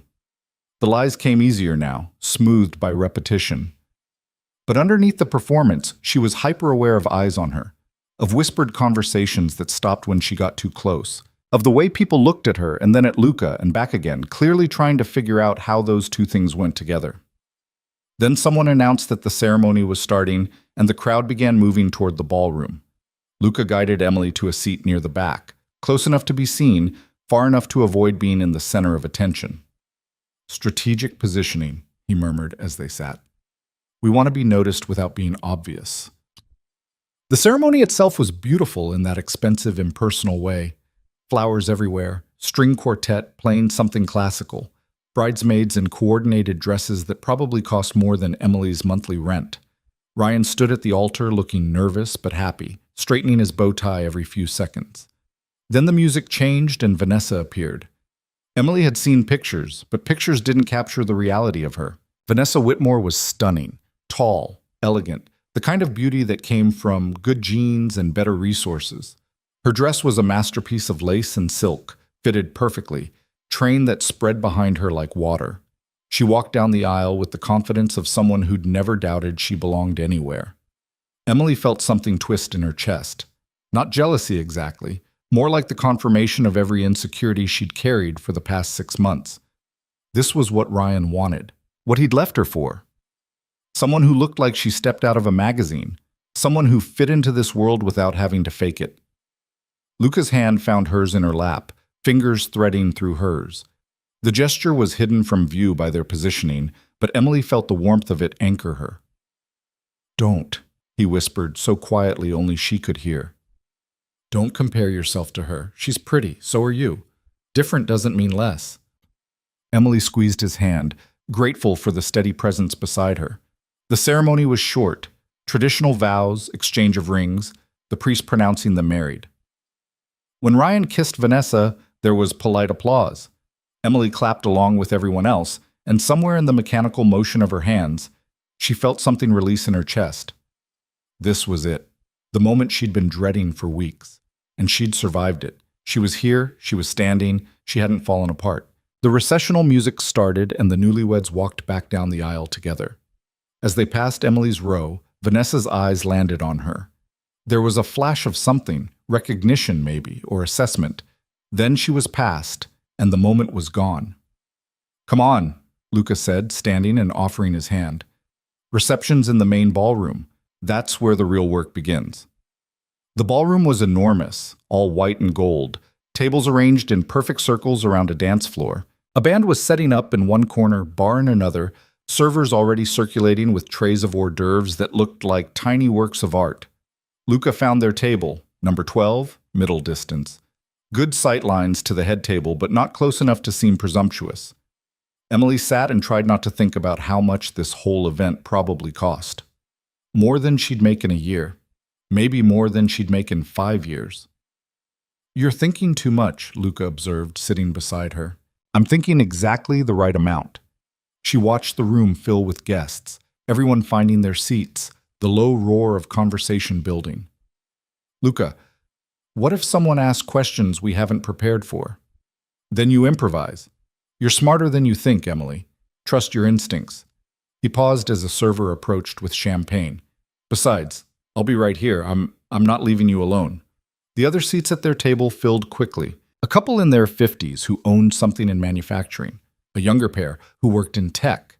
A single woman, maybe Emily's age, who introduced herself as Claire and worked in event planning. "So how do you know Ryan and Vanessa?" Claire asked, directing the question at Emily. "Ryan and I are old friends," Emily said, falling into the script. "We lost touch for a while, but he was kind enough to invite me." "And you brought your fiancé. How sweet." Claire's smile was pleasant, but her eyes were calculating. "When's the wedding?" "We haven't set a date yet," Luca said smoothly, his hand finding Emily's on the table. Still enjoying being engaged.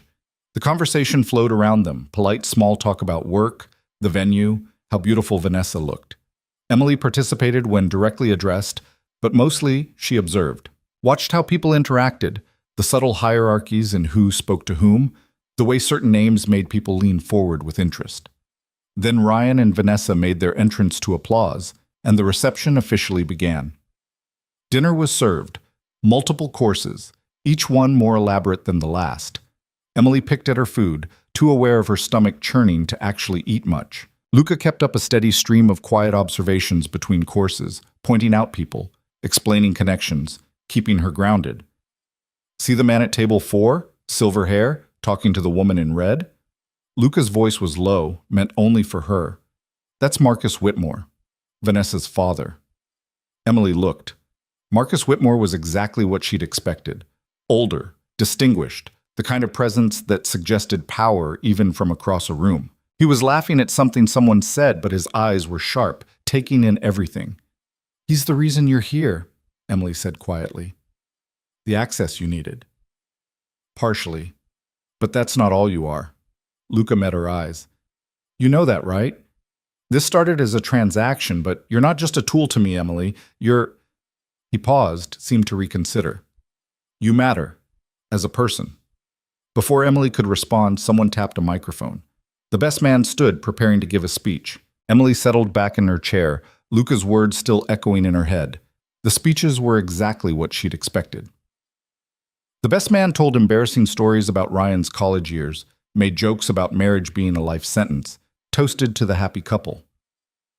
Vanessa's maid of honor gave a tearful speech about growing up together, about how perfect Ryan was for her best friend, about happily ever after. Emily felt Luca's hand find hers under the table again. Steady, grounding. Then Ryan stood to give his own speech, and Emily's whole body tensed. "Thank you all for being here," Ryan said, smiling at the room. "Vanessa and I are so grateful to have you all share this day with us. It means the world." He looked down at his new wife. "I used to think I knew what I wanted. had it all planned out. But then I met Vanessa and realized I'd been settling for comfortable instead of reaching for extraordinary. She challenges me, inspires me, makes me want to be better. The words landed like punches. Settling for comfortable. Emily's face felt hot. Luca's hand tightened on hers. So here's to finding the right person, Ryan continued, raising his glass. Even if it takes a while to recognize them. Even if you have to let go of the wrong ones first. The room erupted in applause and laughter.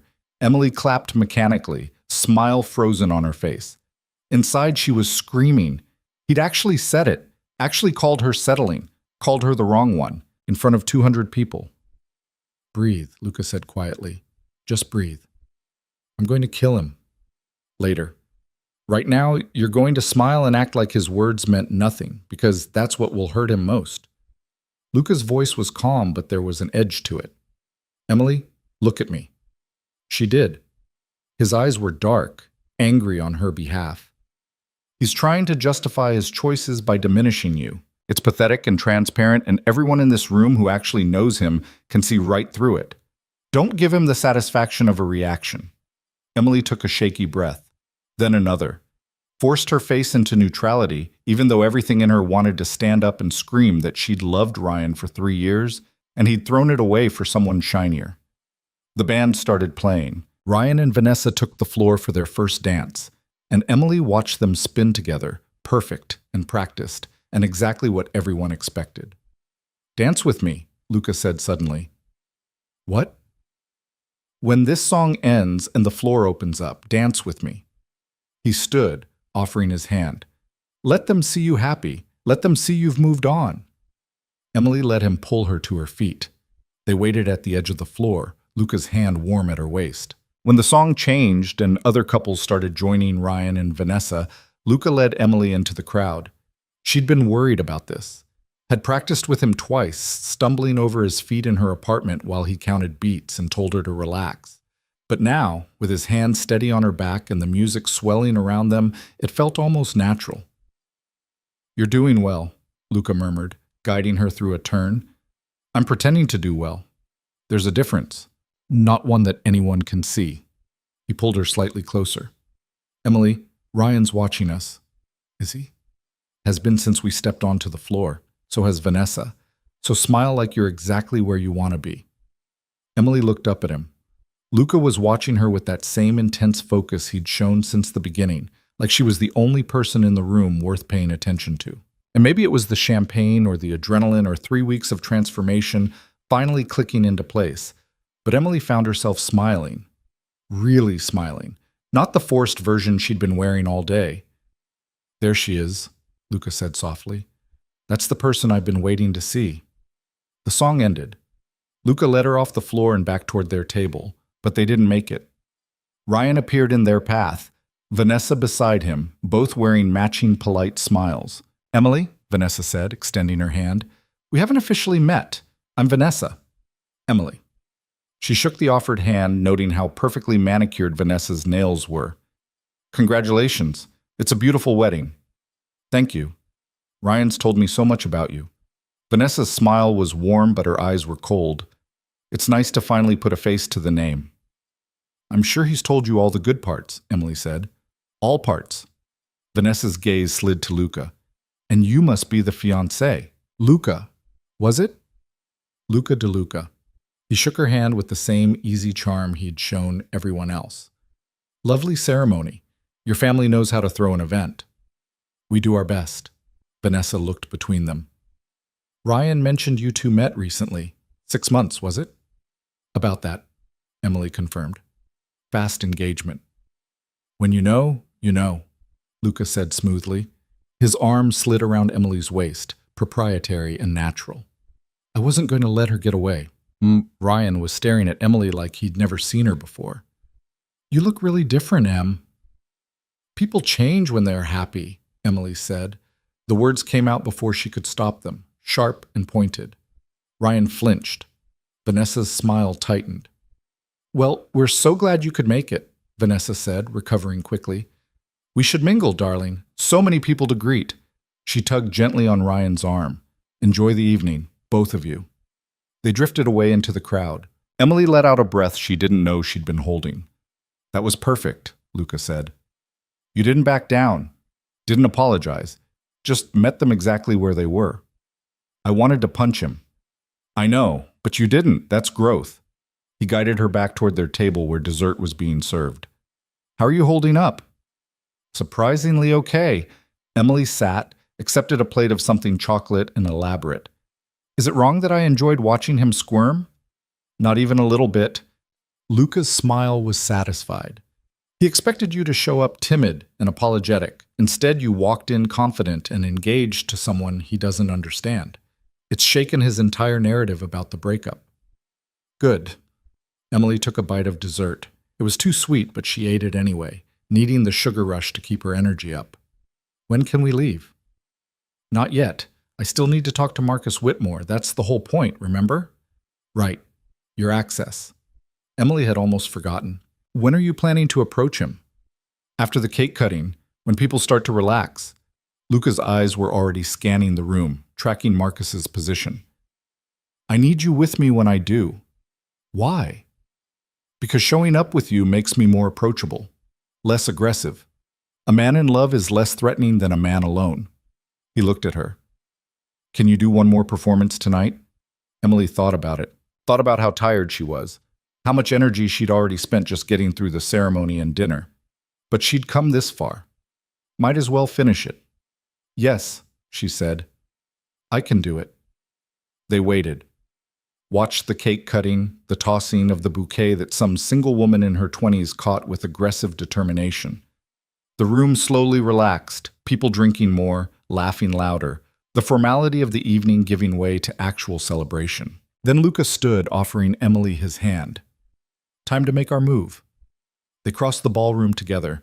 Marcus Whitmore was standing near the bar, talking to two other men in expensive suits. Luca approached with careful timing, waiting for a pause in conversation. Mr. Whitmore, Luca said, voice warm but respectful. I don't want to interrupt, but I wanted to introduce myself. Luca de Luca. Marcus turned, assessing Luca with sharp eyes that missed nothing. De Luca. I know that name. Real estate, isn't it? Acquisitions? Among other things, Luca shook his hand.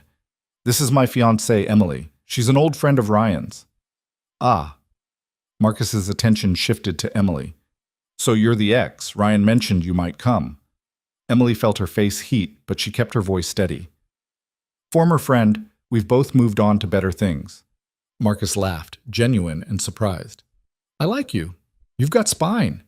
He looked at Luca. You did well for yourself. I know, Luca said simply. Mr. Whitmore, I was hoping we might set up a meeting sometime. I have a few acquisition opportunities I think might interest you. Commercial properties in the downtown corridor. Marcus's expression sharpened. You're making a business pitch at my daughter's wedding? I'm making a connection. The pitch comes later, if you're interested. Luca's tone was respectful but confident. I wouldn't waste your time with anything that wasn't worth hearing. Marcus studied him for a long moment. Then he pulled out a business card. Call my office Monday. We'll see if your opportunities are as interesting as you think. Thank you.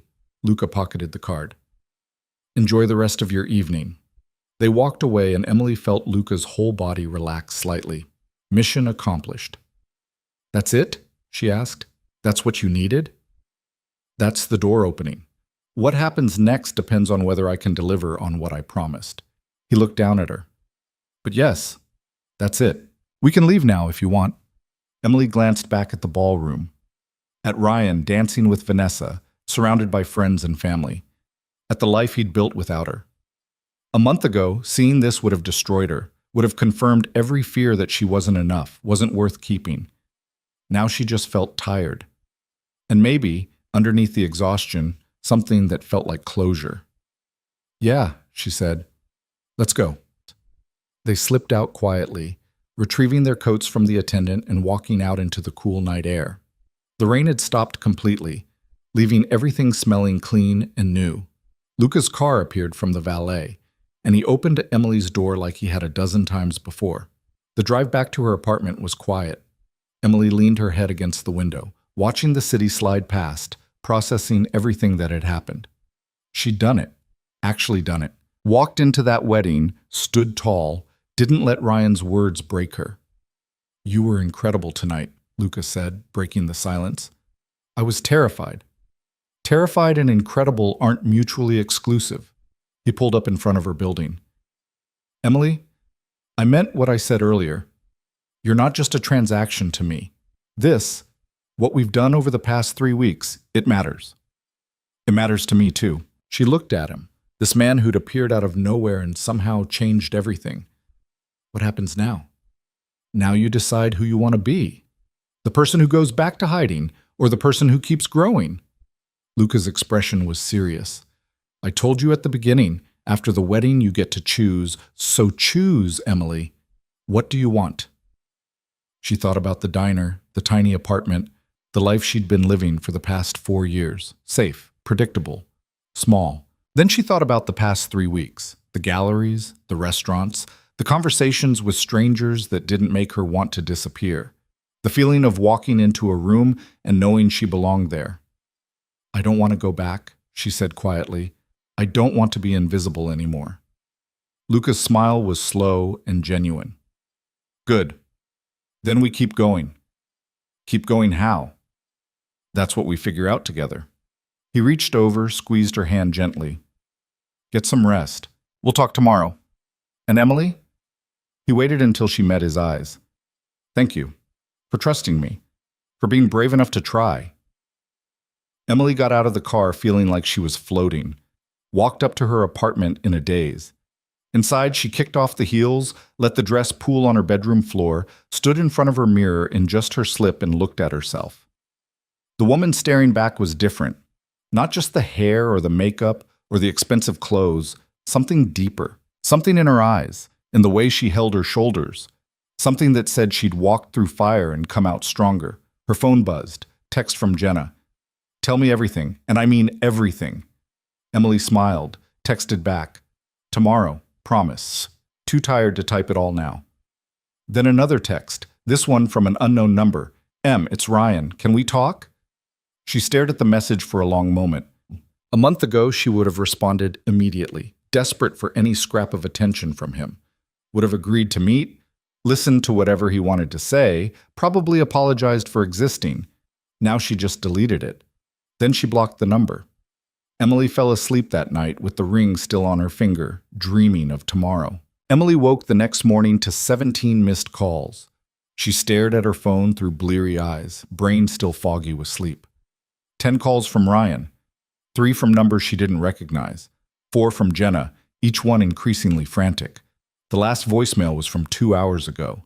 She sat up slowly, the emerald dress still on her bedroom floor where she'd dropped it, the engagement ring still on her finger catching the morning light. For a disoriented moment, she wondered if last night had actually happened or if she'd dreamed the whole thing. Then she played Jenna's voicemail. "Em, oh my God, what did you do? It's all over Instagram. Everyone's talking about it. Ryan's ex showed up looking like a literal goddess with some mystery man, and now people are losing their minds trying to figure out who you are. Call me back. Seriously, call me right now." Emily's stomach dropped. She opened Instagram with shaking hands, and there it was. Someone had posted a photo from the wedding, her and Luca on the dance floor, his hand at her waist, her looking up at him with that smile she hadn't even realized she was wearing. The caption read, "Who is she?"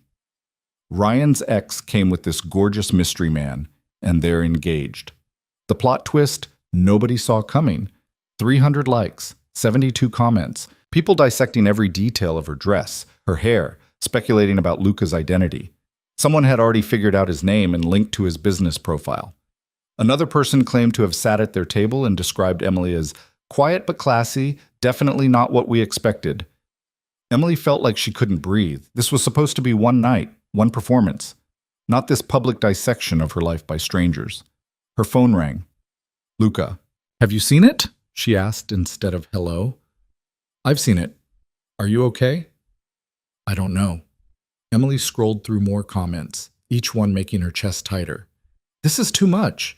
I didn't sign up for people analyzing me online." "I know. I'm sorry. I should have anticipated this." Luca's voice was calm, but she could hear the concern underneath. "People at that wedding are bored and rich. You gave them something to talk about. It'll die down in a few days. What if it doesn't? Then we deal with it. But Emily, listen to me. Nothing in those comments changes what actually happened last night. You walked in there strong, you held your ground, and you walked out stronger. That's real. The Instagram gossip isn't. Emily wanted to believe him, but seeing herself dissected by strangers felt like being exposed in a way she'd never prepared for. She'd spent her whole life trying to be invisible, and now people were putting her under a microscope. I need to see you, Luca said. Can I come over? When? I'm downstairs. Emily looked out her window. Sure enough, Luca's car was parked on the street, and she could see him leaning against it, phone to his ear, looking up at her building. You're already here? I figured you'd need someone when you saw the posts. Get dressed. We're going somewhere you can breathe. 30 minutes later, Emily was in his car wearing jeans and an oversized sweater, hair pulled back in a messy ponytail, no makeup. Back to looking like herself instead of the polished version from last night. Somehow that made her feel worse, like she'd been caught playing dress-up and now everyone could see the fraud. Luca drove them out of the city toward the coast. They didn't talk much, just the radio playing something instrumental, the sound of tires on asphalt, the gradual shift from buildings to trees to open sky. He parked at a beach overlook, one of those spots tourists rarely found, just rocks and sand and water stretching to the horizon. They got out and walked down to the shore, and Emily felt something in her chest start to loosen. I used to come here when I first moved to the States, Luca said, hands in his pockets, staring out at the waves. Whenever things felt too complicated or I couldn't figure out which direction to go, something about the ocean makes problems feel smaller. Does it work? Sometimes. He looked at her. Talk to me, Emily. What are you actually afraid of? She picked up a smooth stone, turned it over in her hands. That people will look too close and realize I'm nobody. That this whole thing was just pretend, and now everyone's going to see through it. You're not pretend. The woman who walked into that wedding last night was real. Maybe not the whole truth, but not fake either. Luca sat down on a large rock, gestured for her to join him. What do you think would happen if people knew the real story? That you're a waitress, that you and I aren't actually engaged, that all of this was strategic. They'd laugh at me, say I was pathetic for needing to fake a whole new life just to face my ex. Maybe some would, but some would probably think you were brave, that you took control of a situation that hurt you and turned it into something empowering. He paused. Emily, you keep waiting for permission to be proud of yourself. I can't give you that. Only you can. I don't know how. Start by acknowledging what you've actually accomplished. 3 weeks ago, you could barely make eye contact with strangers. Last night, you danced in front of 200 people and didn't apologize once for existing. That's not nothing. Emily threw the stone into the water, watched the ripples spread. What happens now? With us, I mean. The wedding's over. You got your meeting with Marcus Whitmore, so what's left? Luca was quiet for a long moment. When he spoke, his voice was careful. That depends on what you want. We could end it here. You go back to your life. I go back to mine. We say thank you and part ways. Is that what you want? No. He said it simply, no hesitation. But what I want isn't the point. This was always about you choosing who you want to be. I'm not going to make that choice for you. What if I don't know what I want? Then take time to figure it out. But Emily, you need to understand something. He turned to face her fully. What we built over the past 3 weeks, the confidence, the presence, the ability to stand in your own power, that doesn't disappear just because the wedding's over. That's yours now, whether we keep working together or not. Working together on what? Luca smiled slightly. That's the question, isn't it? I have some ideas, but I need to know you're actually interested before I suggest them. Emily looked at him, this man who'd appeared out of nowhere and somehow saw past every defense she'd built. She thought about going back to the diner, to her tiny apartment, to the life where she'd been invisible and safe and slowly disappearing. Then she thought about the gallery, the restaurant, the feeling of walking into a room and knowing she had a right to be there. Tell me your ideas, she said. Luca's expression shifted, something like relief crossing his face. Okay, first, I think you need to quit the diner. I can't afford to quit. You can if you work for me instead. He held up a hand before she could protest. Hear me out. I need someone to help coordinate my acquisitions, handle communications, manage relationships with clients. You've spent the past 3 weeks learning how to navigate social situations, read people, present yourself professionally. Those are exactly the skills I need. I don't have any experience in real estate. You didn't have any experience being confident either, but you learned. Luca's voice was patient. Emily, I'm not offering you charity. I'm offering you a job because I think you'd be good at it. The pay would be triple what you make at the diner, and the work would actually challenge you instead of slowly killing your spirit. Emily's heart was racing. What if I'm terrible at it? Then I'll train you until you're not. But I don't think you will be. He stood, brushing sand off his jeans. Think about it. No pressure. But the offer's real. They spent the rest of the morning walking the beach, talking about everything and nothing. Luca told her more about his work, the properties he was trying to acquire, the politics of commercial real estate.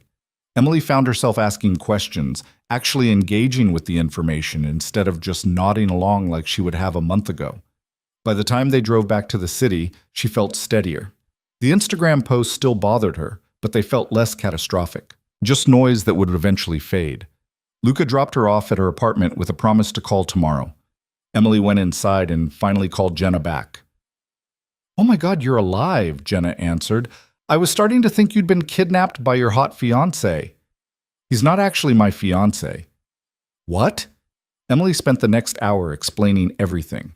The deal with Luca, the 3 weeks of transformation, the strategic appearance at the wedding. Jenna listened with increasing disbelief, occasionally interrupting with, "Are you kidding me? And this is literally a movie." "So what happens now?" Jenna asked when Emily finished. "He offered me a job. Obviously, you're taking it. It's not that simple." "Yes, it is. Em, you hate the diner. You've hated it for years. And this guy is offering you a way out plus a chance to actually use your brain for something other than remembering who wants extra ketchup." Jenna's voice softened. "What are you actually afraid of? That I'll fail? That I'm not smart enough or capable enough or go..." "Stop. You're doing that thing where you decide you're not good enough before even trying. It's annoying and also bullshit." Jenna sighed. "Look, I get it. Change is scary. But staying in the same place because you're too afraid to try something new? That's scarier." After they hung up, Emily sat on her couch staring at the ring still on her finger. She should take it off, return it to Luca, go back to her regular life where engagement rings were fantasy instead of strategic props. Instead, she left it on. That night, she dreamed about the diner. Same booth, same orders, same exhausted smiles she wore for customers. But in the dream, she was transparent. People looked right through her, ordered their food from the space where she stood, like she wasn't even there. She woke up gasping. By the time Luca called the next morning, Emily had made her decision. "I'll take the job," she said before he could even say hello. "Whatever it is, however it works, I want to try." "You're sure?" "No, but I'm doing it anyway." She could hear the smile in his voice. "Good. Can you come to my office today? I want to show you what you'll be working on." Luca's office was in a building Emily had walked past 100 times without noticing. Sleek glass exterior, lobby with modern furniture and abstract art, elevators that moved too fast. His suite was on the 15th floor, all clean lines and floor-to-ceiling windows overlooking the city. A woman at the reception desk looked up when they entered. Early 40s, perfectly professional, eyes that assessed Emily in one quick glance. "Emily, this is Patricia. She manages the office." Luca guided Emily past the desk. "Patricia, this is Emily Dawson. She'll be starting next week as my acquisitions coordinator." Patricia's expression didn't change, but Emily saw the calculation happening behind her eyes. "Welcome. I'll have HR send over the paperwork." Luca's personal office was even more impressive. Dark wood desk, leather chairs, walls lined with architectural drawings and property photographs. He gestured for Emily to sit. "First things first," he said, pulling out a folder. "This is what we're currently working on. 3 commercial properties in the downtown corridor, all undervalued because the current owners don't understand their potential. I need someone to coordinate communications with the sellers, schedule meetings, handle the preliminary research on zoning and development potential." Emily flipped through the folder, looking at property assessments and financial projections that might as well have been written in another language. Luca, I don't understand any of this.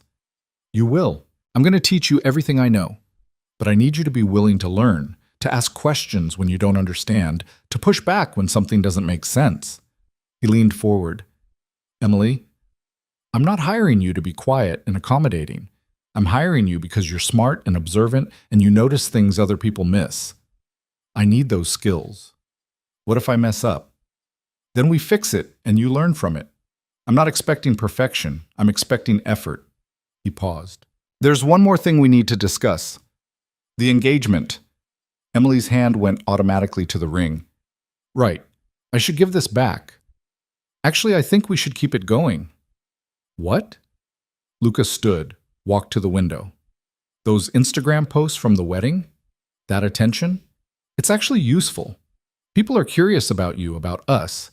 That curiosity gives us access to conversations and events we might not otherwise get invited to. Marcus Whitmore's daughter is already following you on Instagram. Emily pulled out her phone, checked. Sure enough, there was Vanessa's verified account among her new followers. Why would she follow me? Because you're a mystery she wants to solve, and mysteries are valuable. He turned back to face her. I'm not suggesting we fake a relationship in private, but in public, for business purposes, I think we should maintain the fiction, at least for a while. It benefits both of us. How does it benefit me? It gives you a reason to be at events you'd never be invited to otherwise, connections you couldn't make on your own, experience in the world I operate in. Luca's expression was serious. Emily, if you're going to work in this industry, you need to understand that perception matters as much as reality. Being my fiancé opens doors. Once they're open, you keep them open by being competent. Emily thought about it. Part of her wanted to say no, to refuse to keep living a lie. But another part, the part that was tired of being invisible, understood what he was offering: access, opportunity, a chance to become someone instead of just surviving as no one. Okay, she said, we keep up the engagement. For business. For business, Luca agreed, but something in his eyes suggested it wasn't quite that simple. Emily gave her notice at the diner that evening. Her manager barely looked up from his paperwork. 2 weeks? He asked. 1. I'm sorry, but I have another opportunity and I need to start soon. He shrugged. Fine. We'll find someone else. That was it. 4 years of her life, of early mornings and late nights and aching feet, dismissed with a shrug. Emily should have felt sad about it. Instead, she felt free. Jenna threw her arms around her during their next shift together. I'm so proud of you, and also devastated because you're leaving me here with Marcus and his terrible jokes. You should quit too. Find something better. Maybe I will. Jenna pulled back, studying Emily's face. You look different. Not just the hair, something else. I feel different. Emily tied her apron, started rolling silverware. Like I'm finally waking up after being asleep for years. Does this mean you're actually into Luca? Like for real, not just the fake engagement thing?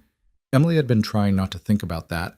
About the way her heart sped up when he called, the way his hand at her back felt like coming home, the way he looked at her sometimes like she was the only person in the room worth seeing. I don't know, she said honestly. It's complicated. When is it not? Jenna laughed. Just don't let him break your heart. You've had enough of that already. Emily's last week at the diner passed quickly. She worked her shifts, trained her replacement, a girl barely out of high school who seemed terrified of everything, and slowly packed up the pieces of her life she wanted to keep. Ryan texted 3 more times, each message more desperate than the last. Em, please talk to me. I need to explain. Then I made a mistake with everything. Finally, Vanessa's been asking questions about you. About us. Please. Emily deleted each one without responding. Whatever Ryan needed to say, she didn't need to hear it. On her last day at the diner, Jenna presented her with a cupcake that had "Congratulations on escaping" written in icing. They ate it together during their break, sitting in the back alley where they'd shared countless conversations over the years. Are you scared? Jenna asked. Terrified. Good. That means it matters. She bumped Emily's shoulder. You're going to be amazing. Just remember us little people when you're making 6 figures and buying designer shoes. The salary's not that good. Yet. Give it time. Emily started her new job on a Monday. She arrived at Luca's office at 8 a.m. sharp, wearing one of the outfits Margot had picked out, trying to project confidence she didn't entirely feel. Patricia showed her to a desk in a smaller office adjacent to Luca's, handed her a laptop and phone, and gave her exactly 3 minutes of instruction before disappearing. Emily stared at the blank computer screen, overwhelmed. Then Luca appeared in her doorway. "Good, you're here. We have a meeting at 9 with a potential seller. I need you to take notes, observe the conversation. Tell me afterward what you noticed." "What am I supposed to notice?" "Everything. Body language. Hesitations. What they're not saying. You've gotten good at reading people, Emily. Now I need you to apply that skill professionally." He handed her a folder. "Quick background on the property and the seller. Read it in the car." The meeting was with an older man who owned a warehouse on the east side. He was nervous, kept fidgeting with his wedding ring, wouldn't quite meet Luca's eyes. Emily watched the dynamic, the way Luca asked questions that seemed casual but were clearly strategic, the way the seller's shoulders relaxed when Luca mentioned his own family back in Italy. When they got back to the car, Luca looked at her. "What did you notice?" "He doesn't want to sell," Emily said. "Not really. Someone's pressuring him. Wife, maybe? Or partners. He kept touching his ring whenever you mentioned money." Luca smiled. "Good. What else?" "He's worried about his employees. Asked 3 different times about what would happen to them. So if you want the property, you need to guarantee their jobs stay intact." "Exactly right." Luca pulled into traffic. "See? You're already thinking like an acquisitions coordinator. That observation about the employees? That's the leverage we needed. We'll structure the deal to protect their positions, and he'll agree because it lets him save face with whoever's pushing him to sell." Over the next 2 weeks, Emily learned more about commercial real estate than she'd learned about anything in years. Luca was a patient teacher, but he had high expectations. He'd explain something once, answer questions, then expect her to apply it independently. When she made mistakes, and she made plenty, he'd walk her through the correction without making her feel stupid. "You're doing well," Patricia said one afternoon, appearing at Emily's desk with a stack of contracts. "Better than his last 2 coordinators? They both quit within a month." "Why?" "Couldn't handle the pace, or the pressure, or him." Patricia's expression was unreadable. Luca's not an easy man to work for. He expects excellence and doesn't have much patience for excuses. But he's fair. And if you prove yourself valuable, he's loyal. Emily thought about that as she reviewed the contracts. Luca had been nothing but patient with her, but she'd also seen glimpses of the harder edges Patricia mentioned. The way he dismissed people who didn't meet his standards. The cold anger when a deal fell through because someone hadn't done their research properly. The absolute certainty in his own judgment. He was teaching her to be strong, but there was a cost to that strength. A hardness that came from never letting your guard down. That Friday, Luca told her they were attending a charity gala. "Another performance?" Emily asked. "Another opportunity. Marcus Whitmore is hosting. He wants to discuss the properties I mentioned at the wedding." Luca looked up from his laptop. "This is important, Emily. If Whitmore comes in as a partner on these acquisitions, it legitimizes everything we're building, opens doors to bigger deals." "What do you need me to do?" "Just be yourself, the version of yourself you've become." He paused. "And wear the emerald dress. It made an impression last time." The gala was at a hotel ballroom downtown, even more elaborate than the wedding. String quartet, ice sculptures, champagne that probably cost more per bottle than Emily used to make in a week. Luca guided her through the crowd with practiced ease, introducing her to developers and investors and people whose names she recognized from business news. Emily fell into the role automatically now. Smiled, made small talk, asked intelligent questions about projects and acquisitions. She was still nervous, still second-guessing herself constantly, but she'd learned to hide it better. Then she saw Ryan.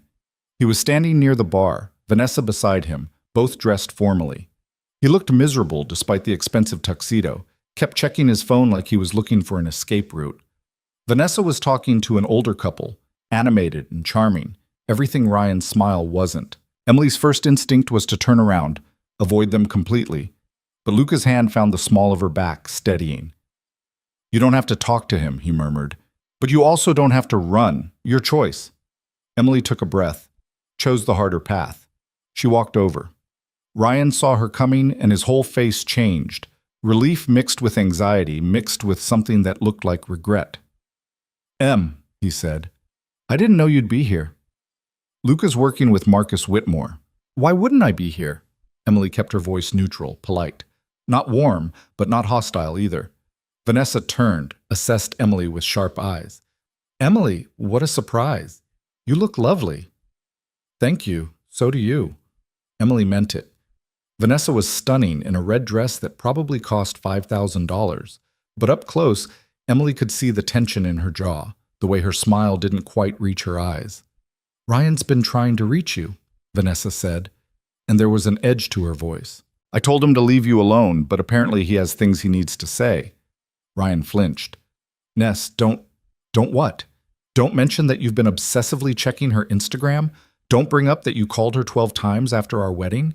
Vanessa's smile was razor sharp. I think Emily deserves to know how interested my husband is in his ex. The words hung in the air, toxic and cutting. Emily saw the truth of their marriage in that moment. The cracks beneath the perfect surface, the resentment simmering under expensive clothes and forced smiles.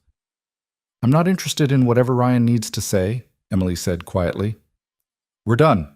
We've been done. I'm just here to support Luca. She started to walk away, but Ryan grabbed her arm. Please. 5 minutes. That's all I'm asking. Luca appeared at Emily's other side, and his presence shifted the entire dynamic. He didn't say anything, just looked at Ryan's hand on Emily's arm with an expression that made very clear how unacceptable that was. Ryan dropped his hand immediately. We're done here, Luca said, voice calm but absolutely final. He guided Emily away, and she let him, relieved to escape the wreckage of Ryan's marriage. Are you okay? Luca asked when they were out of earshot. Yeah. Emily realized she meant it. I feel bad for them, for how miserable they both looked. But I don't feel bad for me anymore. Good. Because you have nothing to feel bad about.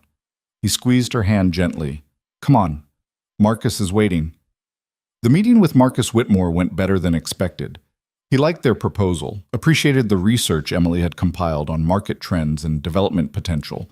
By the end of the conversation, he'd agreed to partner on 2 of the 3 properties, bringing capital and connections that would fast-track the entire process. Walking back to the car at midnight, Emily felt like she was floating. We did it, she said. We actually did it. You did it, Luca corrected.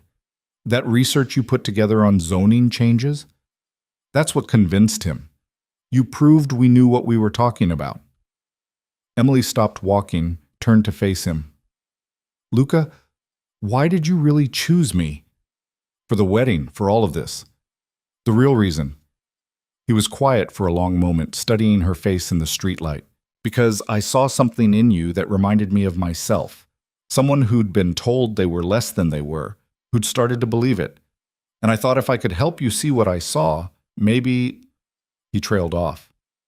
Maybe I could prove that transformation is actually possible, that we're not stuck being who we were. Are you trying to transform yourself too? Every day. He smiled, but it was sad. The difference is I've been doing it alone. You make it look easier.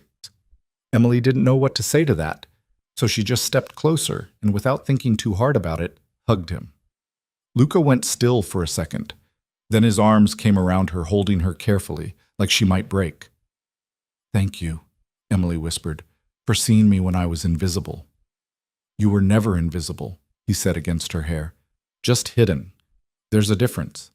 They stood there under the streetlight for a long moment, and Emily felt something shift between them. Something that went beyond business arrangements and strategic performances. Something real and complicated and maybe dangerous.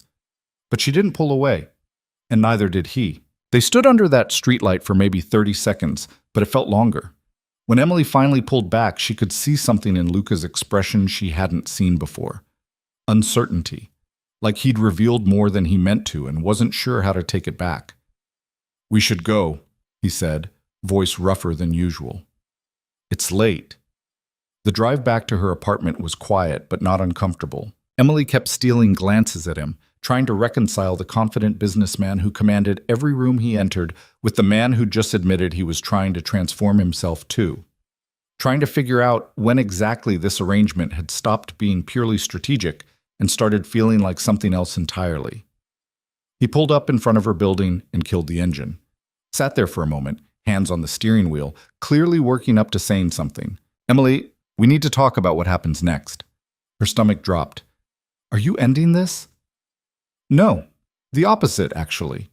He turned to face her.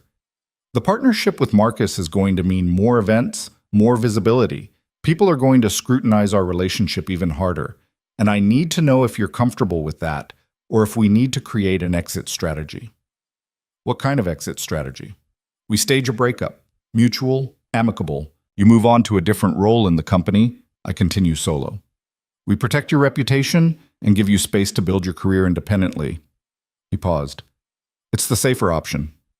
"And the other option?" Luca's jaw tightened. "We keep going. Let this evolve into whatever it's becoming, which is messier and more complicated and might blow up in both our faces, but it's also more real." Emily's heart was hammering. "What is it becoming, Luca?" "I don't know, but I think we both feel it." He met her eyes. "I told myself this was just business, that I was helping you because it served my purposes. But somewhere along the way it stopped being that simple." "When?" Emily asked quietly. "The gallery. When you walked up to Robert and actually engaged instead of hiding. I watched you become yourself in real time, and He stopped, shook his head. "I'm not good at this. At being honest about what I want when it's not business related." "What do you want?" "You. Not the performance version, the real person underneath." He said it like it cost him something. "But I need to know you want that too. And not just because I'm convenient or because you're grateful for what we've built together." Emily thought about Ryan, about how she'd confused gratitude and dependency for love, how she'd made herself small trying to be what he needed. Thought about how different this felt, how Luca pushed her to be bigger instead of smaller, stronger instead of weaker. "I don't know what I feel yet," she said honestly, "but I know I don't want to stop. Not the job, not the partnership, not whatever this is between us." She reached for his hand. "Can we just see where it goes? Without deciding everything right now?" Luca's fingers threaded through hers. "Yeah, we can do that."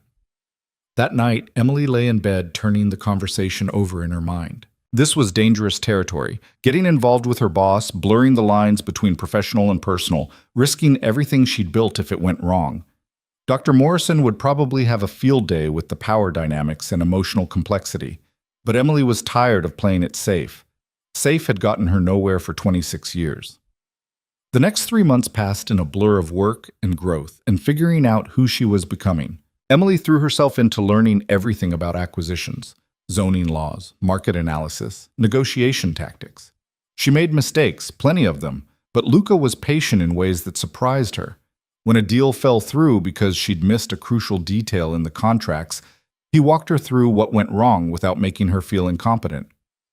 "Failure is part of learning," he said, spreading the contracts across his desk. "The only way you'd be worthless to me is if you didn't learn from it." Emily did learn, fast. Patricia started giving her more responsibility, trusting her to handle preliminary negotiations, to coordinate with lawyers and contractors. By the end of month 2, Emily was running point on a smaller acquisition completely independently. The night that deal closed, Luca took her to dinner at the restaurant where they'd practiced being engaged months ago. This time felt different, less like a lesson and more like a celebration. "You did it," he said, raising his wine glass. "Completely on your own. I barely had to touch that negotiation.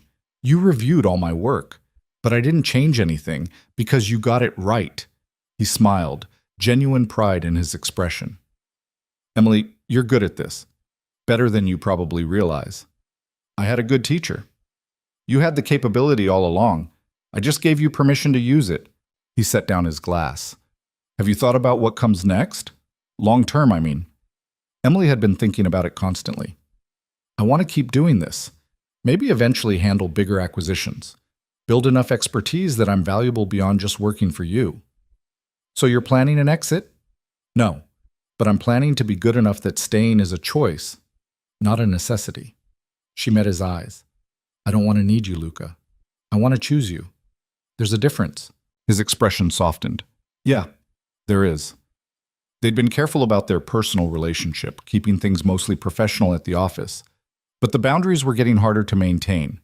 Sometimes Luca's hand would linger at her back a moment too long.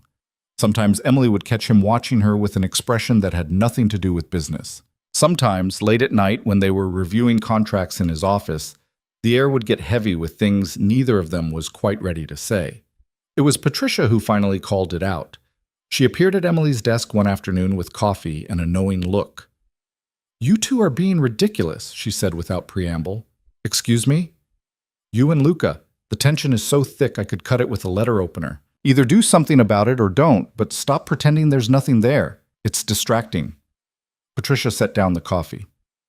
"For what it's worth, I think you're good for him. He's different since you started. Less closed off." Emily felt her face heat. "We're keeping things professional." "Right, and I'm the Queen of England." Patricia headed back to her desk, then paused. "Just don't hurt each other, okay? You're both fragile in ways you pretend you're not." That conversation stuck with Emily. She'd been so focused on her own transformation that she hadn't paid enough attention to Luca's. But Patricia was right. He was different now than he'd been at the beginning, smiled more easily, talked about his past in Italy without that guarded expression, let his walls down in small increments. The breaking point came on a Tuesday. Emily was in Luca's office reviewing quarterly projections when his phone rang. He glanced at the screen and his whole body went rigid. "I need to take this," he said, voice tight. "Give me a minute." Emily stepped out, but even through the closed door she could hear pieces of the conversation. Luca speaking rapid Italian, his tone sharp and defensive. Then silence. Then something that sounded like breaking glass. She knocked carefully. "Luca?" No response. Emily opened the door slowly. Luca was standing at the window, one hand braced against the glass, breathing hard. His phone was on the floor in pieces. "What happened?" she asked quietly. "My father." He didn't turn around. "He's sick. Cancer. Stage 4. My brother thinks I should come back to Italy." His laugh was bitter. "After 10 years of not speaking to me, now they need something." Emily's chest tightened. "Do you want to go?" "I don't know. We didn't exactly part on good terms." He finally turned to face her, and she saw the cracks in his composure. "I left Italy because they wanted me to take over the family business. Legitimate on the surface, less legitimate underneath. I wanted something different, something clean. My father called me a coward, disowned me, and I haven't been back since." "But he's your father." "He's a stranger who happens to share my DNA." Luca's voice was flat. "Emily, I built everything here from nothing because I refused to compromise my principles. Going back would mean facing everyone who told me I'd fail. Admitting that maybe I missed them despite everything." Emily walked over to him, took his hand carefully. "You don't have to decide right now, but you also don't have to face it alone. Whatever you choose." Something in his expression crumbled. He pulled her into his arms, holding her tight enough that she could feel him shaking. They stood there for a long time, and Emily realized this was the first time she'd seen him actually vulnerable. Not strategic, not controlled, just human and hurting. "Come with me," he said against her hair. "What?" "To Italy. If I go, come with me. I can't." He pulled back enough to look at her. "I don't want to do this alone." "Luca, that's a huge ask." "I know, and you can say no, but I'm asking anyway." His eyes searched hers. "Please." Emily thought about all the reasons she should say no. The work piling up, the deals that needed attention, the fact that meeting his family meant crossing a line they'd been carefully avoiding. But she thought about him standing at that window looking broken, and she couldn't leave him to face that alone. "Okay," she said, "I'll come." They flew out 3 days later. First-class tickets on a direct flight to Rome. 11 hours of Luca getting progressively more tense. Emily had never left the country before, had barely left the state. Everything felt surreal. The airport, the plane, the Italian countryside spreading below them as they descended. Luca's brother Marco met them at the airport. He looked like a younger version of Luca, same sharp features but softer somehow, less guarded. He and Luca spoke in rapid Italian, tension crackling between them, before Marco seemed to remember Emily was there. "Sorry," he said in accented English. "You must be Emily. The fiancé. Emily glanced at Luca. They'd agreed to maintain that fiction for simplicity, but hearing it from his brother felt different. That's me, she said. The drive to Luca's family home took 2 hours through countryside so beautiful it hurt to look at. Rolling hills, vineyards, old stone buildings that had probably stood for centuries. Luca stared out the window the whole time, jaw tight, saying nothing. The house was massive, 3 stories of weathered stone and terracotta roof, gardens that probably required full-time staff to maintain. Emily felt completely out of her depth. Luca's mother met them at the door. She looked like she'd been beautiful once, and still was. In that way, Italian women somehow managed even in their 60s. Her eyes were red from crying. "Luca," she said, and pulled him into a hug he didn't return. Then she switched to Italian, speaking fast and urgent. Luca responded in the same language, his tone careful, and Emily stood there feeling useless and invisible. Finally, his mother seemed to remember her manners. "You must be Emily. Welcome. Come inside, both of you. We'll talk after you've rested." The guest room they were shown to had 1 bed. Emily looked at Luca questioningly. "They think we're engaged," he said quietly. "It would be strange if we asked for separate rooms." "Right." Emily set down her bag. "Are you okay?" "No, but I will be." He sat on the edge of the bed, running his hands through his hair. "Thank you for coming. I know this is a lot." Emily sat beside him. "Tell me about your father. The real version, not the sanitized one." Luca was quiet for a long moment. He was complicated, loved us fiercely, but on his terms. He built an empire in olive oil distribution, but the way he built it involved compromises I couldn't accept. Bribes, intimidation, connections to people who did worse things. He saw it as necessary. I saw it as corruption. He looked at her. When I told him I was leaving, he said I was throwing away my birthright, that I'd regret choosing my conscience over my family. Do you regret it? Every day. But I'd do it again. His smile was sad. I wanted to prove you could succeed without compromising everything you believe in. I'm still trying to prove it. They went downstairs an hour later. The whole family was gathered. Marco, Luca's mother, 2 sisters Emily hadn't known existed, various cousins and aunts and uncles. Everyone spoke Italian, switching to English periodically for Emily's benefit, but clearly more comfortable in their native language. Dinner was elaborate and overwhelming. Course after course of food Emily couldn't pronounce, wine that tasted like sunshine, conversations that switched between languages so fast she couldn't follow. She watched Luca navigate it all with careful politeness, answering questions about his business, deflecting inquiries about the wedding, maintaining distance even while physically present. After dinner, his mother pulled him aside. Emily watched them talk in the hallway, the conversation growing heated, his mother crying. When Luca came back, his expression was carved from stone. "My father wants to see me," he said quietly. "Tomorrow, alone." That night, lying in the dark with Luca tense beside her, Emily broke the silence. "You don't have to do this if you're not ready." "I do. He's dying. If I don't do it now, I'll regret it forever." He turned to face her. "Emily, I need to tell you something about why I really asked you to come." "Okay." "It's not just because I didn't want to be alone.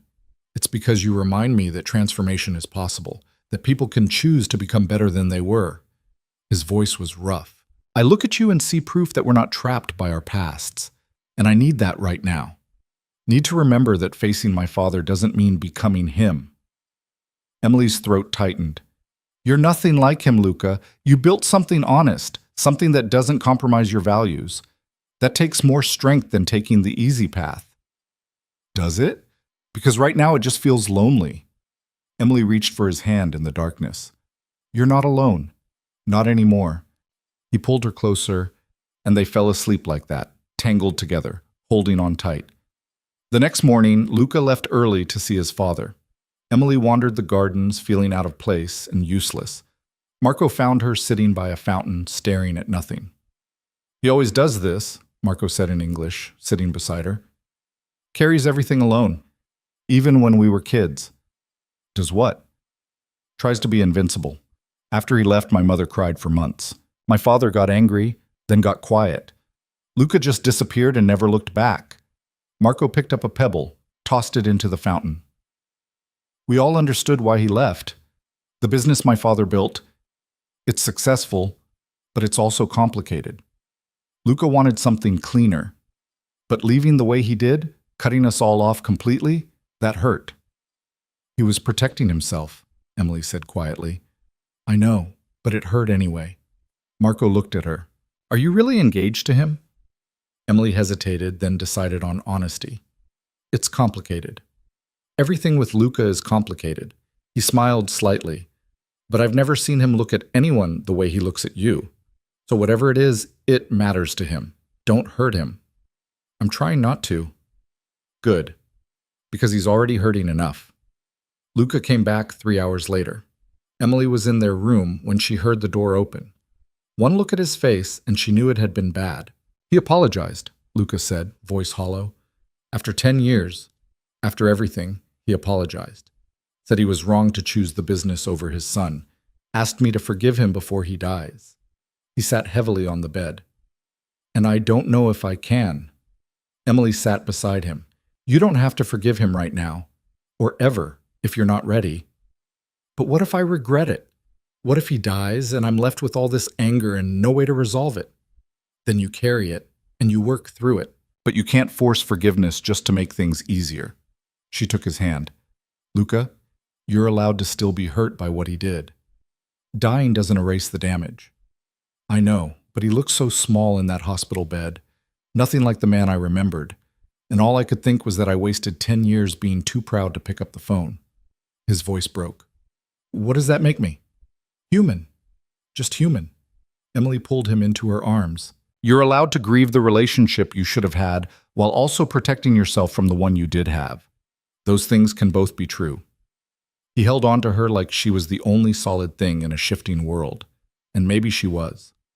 They stayed in Italy for 5 more days. Luca visited his father twice more, conversations that left him drained and raw. Emily spent time with his family, learning about who he'd been before he became the man she knew. Saw pictures of him as a child, all serious eyes and careful smiles. Heard stories about his rebellion, his determination, the way he'd always been different from the rest of them. On their last night, Luca's mother cornered Emily in the kitchen. You love him, she said. Not a question. Emily didn't know how to answer. It's complicated. Love usually is. His mother poured wine for both of them. My son has spent 10 years building walls. You're the first person I've seen him let inside. Don't waste that. What if I'm not enough? What if I can't be what he needs? You already are. You're here, aren't you? When he needed someone, you came. That's not nothing. She squeezed Emily's hand. Just don't let him push you away when things get difficult. He'll try. It's what he does. Flying back to the States felt like returning to reality after a strange dream. Luca was quiet the whole flight, processing everything that had happened. Emily let him have the silence, understanding that some things needed to be worked through alone. When they landed, he turned to her in the car. Thank you for everything. I couldn't have done that without you. Yes, you could have, but I'm glad you didn't have to. Emily, I need to ask you something, and I need you to be honest. He took a breath. What are we doing? Really? Because I can't keep pretending this is just business or convenience or strategy. It stopped being that a long time ago. Emily's heart was pounding. This was it. The moment where she had to decide what she actually wanted instead of just reacting to what was happening. I don't know exactly what we are, she said carefully, but I know I don't want to lose it, whatever this is. That's not an answer. No, it's not. Because I'm still figuring out who I am when I'm not trying to be what someone else needs. And I can't be in a real relationship until I know that. She met his eyes. But I want to figure it out with you. Not alone. Luca nodded slowly. Okay, then we figure it out together. No more pretending it's fake. No more strategic distance. We just see where this goes, honestly. Honestly, Emily agreed. The next few weeks tested that honesty. Luca's father died 2 weeks after they returned. Luca flew back to Italy for the funeral, and this time Emily stayed behind to manage the business. It was the right call professionally, but it felt wrong personally, leaving him to face that alone after everything. When he came back, he was different, quieter, more withdrawn. He threw himself into work with an intensity that worried Emily, staying late at the office, taking on more projects than was reasonable, avoiding any conversation that veered toward emotional territory. Emily gave him space, but not too much. One night, she found him in his office at 9 p.m., staring at financial projections like they held the secrets of the universe. "Go home, Luca. I'm fine. You're exhausted, and you haven't talked about the funeral or your father or anything real in 2 weeks." She sat on the edge of his desk. "You told me we were doing this honestly. That includes the hard parts." "I don't know what to say. He's gone. I never got the closure I wanted, and I'm angry about it, but I can't even enjoy the anger because he's dead, and being angry at a dead man feels pointless." He looked at her, and she saw how tired he was. "I feel like I'm stuck in this loop of grief and resentment, and I don't know how to get out." "So you work until you're too exhausted to feel it?" "It's better than the alternative." "Is it?" Emily reached for his hand. "Luca, you don't have to be invincible. Not with me. You're allowed to fall apart. But if I fall apart, everything falls apart." "That's not true. The business keeps running. I keep running it. You don't have to hold the whole world up alone." She squeezed his hand. "Let me help carry it. That's what partners do." Something in his expression cracked. "I don't know how to do that. Let someone help, I mean." "Then learn. The way I learned to stop apologizing for existing. The way I learned to stand up straight and look people in the eye. You taught me how to be stronger. Let me teach you how to be vulnerable." Luca pulled her into his arms, and she felt him shudder. Just once, but it was enough. They stood there in his office, holding each other, and Emily felt the dynamic between them shift again. Not leader and student, not boss and employee, just two people who'd found each other in the wreckage of their old lives and were building something new together. The fake engagement ended quietly. No dramatic announcement, just a gradual shift in how they presented themselves. The ring stayed on Emily's finger because by that point it felt like it belonged there, fake or not. People at events stopped asking when the wedding was and started just accepting them as a unit. 6 months after the wedding that started everything, Emily and Luca closed the deal with Marcus Whitmore. 3 properties, all acquired, all being developed into mixed-use spaces that would transform the downtown corridor. It was the biggest success of Luca's career, and Emily had been instrumental in making it happen. They celebrated at the same restaurant where they'd had their first practice dinner. But this time, there was nothing to practice. No performance. Just 2 people who'd built something real out of something that started as strategy. "I'm proud of you," Luca said, raising his glass. "You've come so far from the woman I met at the diner." "Different person," Emily agreed, "but also the same, just less afraid."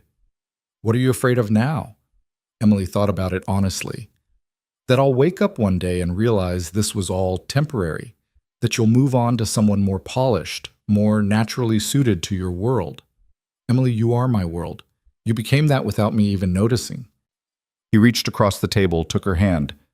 "I'm not going anywhere, and neither are you. We're building this together, remember?" "Together," Emily echoed. That night, standing outside her apartment, she still hadn't moved, despite being able to afford better now. Luca kissed her. Not strategic, not for show, just because he wanted to.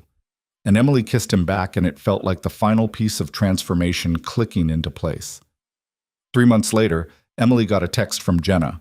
A photo of the diner with a "for sale" sign in the window, and the message, "End of an era, but you got out at the right time." Emily showed it to Luca. They were in his office, their office now, since she'd been promoted to full partner, reviewing plans for a new acquisition. "How do you feel about that?" he asked. "Like closing a chapter I should have closed years ago." She looked at the photo, at the place where she'd spent 4 years being invisible. "I'm glad it's over." "Any regrets?" "About the diner?" "No." "About Ryan?" "Sometimes. Not about losing him, but about how long I let him make me feel worthless." She set down her phone. "But I think I needed that. Needed to hit rock bottom before I could build myself back up properly." "You didn't build yourself back up. You built yourself into someone new. With your help." "With my help," Luca agreed. "But it was always you doing the work, Emily. I just gave you the push." A year after the wedding, Emily ran into Ryan at a coffee shop. Pure coincidence. She was meeting a client. He was there with colleagues. He looked older, more worn down. The expensive suit couldn't hide the exhaustion in his eyes. "Emily," he said, and there was so much packed into her name. Regret, nostalgia, something that might have been longing. "Ryan, how are you?" "Good, fine, busy." The lies came automatically. "You look amazing. Happy." "I am happy." Emily didn't elaborate. Didn't need to. "I saw you close that deal with Whitmore. Big news in commercial real estate circles." He smiled, but it was thin. "Guess you didn't need to work in hospitality management, after all." "Turns out I was capable of more than either of us thought." Emily kept her voice neutral, not unkind, but not warm either. "How's Vanessa?" "We're separated. Have been for a few months now." He laughed bitterly. "Turns out marrying for the right reasons on paper doesn't guarantee happiness." "Who knew?" Emily felt a flicker of sympathy, but not much more than that. "I'm sorry to hear that." "Are you?" "I wouldn't be if I were you." Ryan looked at her, really looked, like he was seeing her for the first time. "I was an idiot, Em. I had something real and I threw it away for something shiny. And now I have neither." "Ryan, I know you've moved on. I see the photos of you and Luca at events. You look happy, like you finally figured out who you are." He paused. "I guess I just wanted you to know that I know I messed up, that I'm sorry for how I treated you. You deserved better." Emily could have said a lot of things. Could have told him how much he'd hurt her, how long it took to rebuild her self-worth, how close she'd come to believing she was worthless. But looking at him now, defeated and regretful and clearly miserable, she realized he'd already punished himself more than she ever could. "Thank you for saying that," she said simply. "I hope you figure out what you're looking for, Ryan. I really do." She walked away feeling lighter. That chapter was finally completely closed. When she told Luca about it later, he just smiled. "How did it feel?" "Like talking to a stranger, like that whole relationship happened to someone else." Emily leaned against his desk. "Is that normal?" "You're different now, so yeah, it probably does feel like it happened to someone else. Because in a way it did." He pulled her into his lap. "The Emily who let Ryan define her worth doesn't exist anymore. You killed her off and became someone stronger." Poetic. "I have my moments." He kissed her softly. "Are we still pretending this is a fake engagement?" Emily looked at the ring she still wore. "I don't know. Are we?" "I'd like to stop pretending." Luca's expression was serious. "I'd like to make it real. Not right now, not with some big production, but eventually, when we're both ready." "That sounds like a proposal." "It's an intention. The proposal comes later when I can actually do it properly instead of in my office on a Tuesday afternoon." He smiled. "But I needed you to know that this is real for me. You're real for me. Everything we've built together." Emily's eyes stung. "It's real for me too." 2 years after that wedding invitation arrived at her door, Emily stood in front of a mirror in a different dress. White this time, simple and elegant. Nothing like the emerald gown that had started everything. Jenna was beside her, adjusting the veil, talking a mile a minute about the ceremony. "Are you nervous?" Jenna asked. Surprisingly, no. Emily looked at her reflection and saw a woman she barely recognized from 2 years ago. Confident, strong. Someone who belonged exactly where she was. "I'm ready." The ceremony was small. Just family and close friends. None of the elaborate production of Ryan and Vanessa's wedding. Luca's family had flown in from Italy, his mother crying happy tears, Marco serving as best man. Patricia was there, looking proud. Even Andre had come to make sure Emily's hair looked perfect. When Emily walked down the aisle and saw Luca waiting for her, she felt that same click of certainty she'd felt the night she decided to go to Ryan's wedding. This was right. This was real. This was the life she'd built from the ashes of the one that fell apart. "You look beautiful," Luca said when she reached him. "You look pretty good yourself." Emily smiled. "Ready to make this official?" "I've been ready since the moment you walked into my life and decided to be brave." The vows were simple, promises to support each other, to be honest even when it was hard, to keep growing together instead of apart. When they kissed, it felt like coming home. At the reception, Emily found herself thinking about how far she'd come, from the diner to here, from invisible to seen, from Ryan's discarded girlfriend to Luca's equal partner in business and life. "What are you thinking about?" Luca asked, pulling her onto the dance floor. "How none of this was in my plan 2 years ago. How I thought my life was over, and it turned out it was just beginning. Do you regret any of it?" Emily thought about the pain, the fear, the nights crying over Ryan's text message, thought about the terrifying leap of faith in agreeing to Luca's plan, thought about every moment of growth that hurt before it healed. "No," she said honestly, "I don't regret any of it. Even the hard parts led me here." "Good, because I don't regret it either." He spun her gently. "Emily DeLuca has a nice ring to it." "It really does." 6 months after their wedding, Emily started writing. Just for herself at first, working on a memoir about transformation and finding your voice when everyone told you to be quiet. Then for publication, because people needed to hear that it was never too late to become who you were meant to be. The book came out to modest success. Not a bestseller, but enough. Enough people reached out saying it helped them. Enough readers said they saw themselves in her story. Enough to matter. Luca framed the first review and hung it in their home office. "I'm proud of you," he said, "for having the courage to share your story." "Our story," Emily corrected. "I couldn't have written it without you." "No, this one's yours. I was just supporting cast." He kissed her temple. "The business stuff, that's ours. But your voice, your growth, your strength, that's all you, Emily.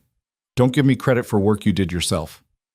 Emily thought about that, about how true it was. Luca had given her opportunities and guidance, but she'd done the actual work of changing, of standing up straight, of learning to take up space without apologizing, of becoming someone she could be proud of.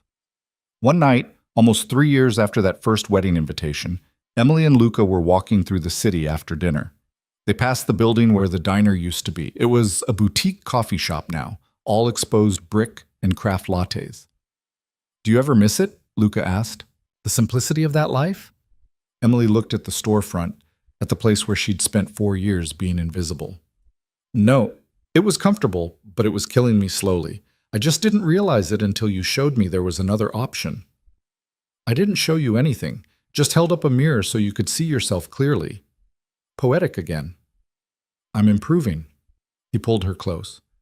"Emily, I need to tell you something I've been thinking about for a while." "Okay." I want to start a foundation, using some of the profit from our developments to help people who are stuck like you were. People who have potential but no resources or belief in themselves. I want to give them the opportunities nobody gave me and the support nobody gave you until we found each other." He looked at her. "Would you want to run it? The foundation, I mean." Emily's breath caught. "Are you serious?" "Completely. You understand what it's like to be invisible, to feel trapped, to need someone to see your potential when you can't see it yourself. That makes you the perfect person to help others through the same transformation." He smiled.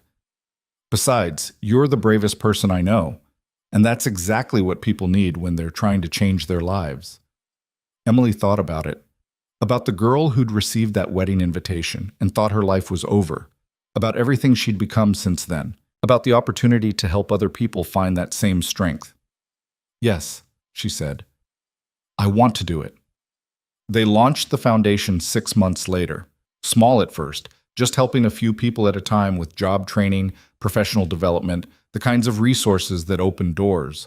But it grew. People they helped went on to help others. The ripple effect spread.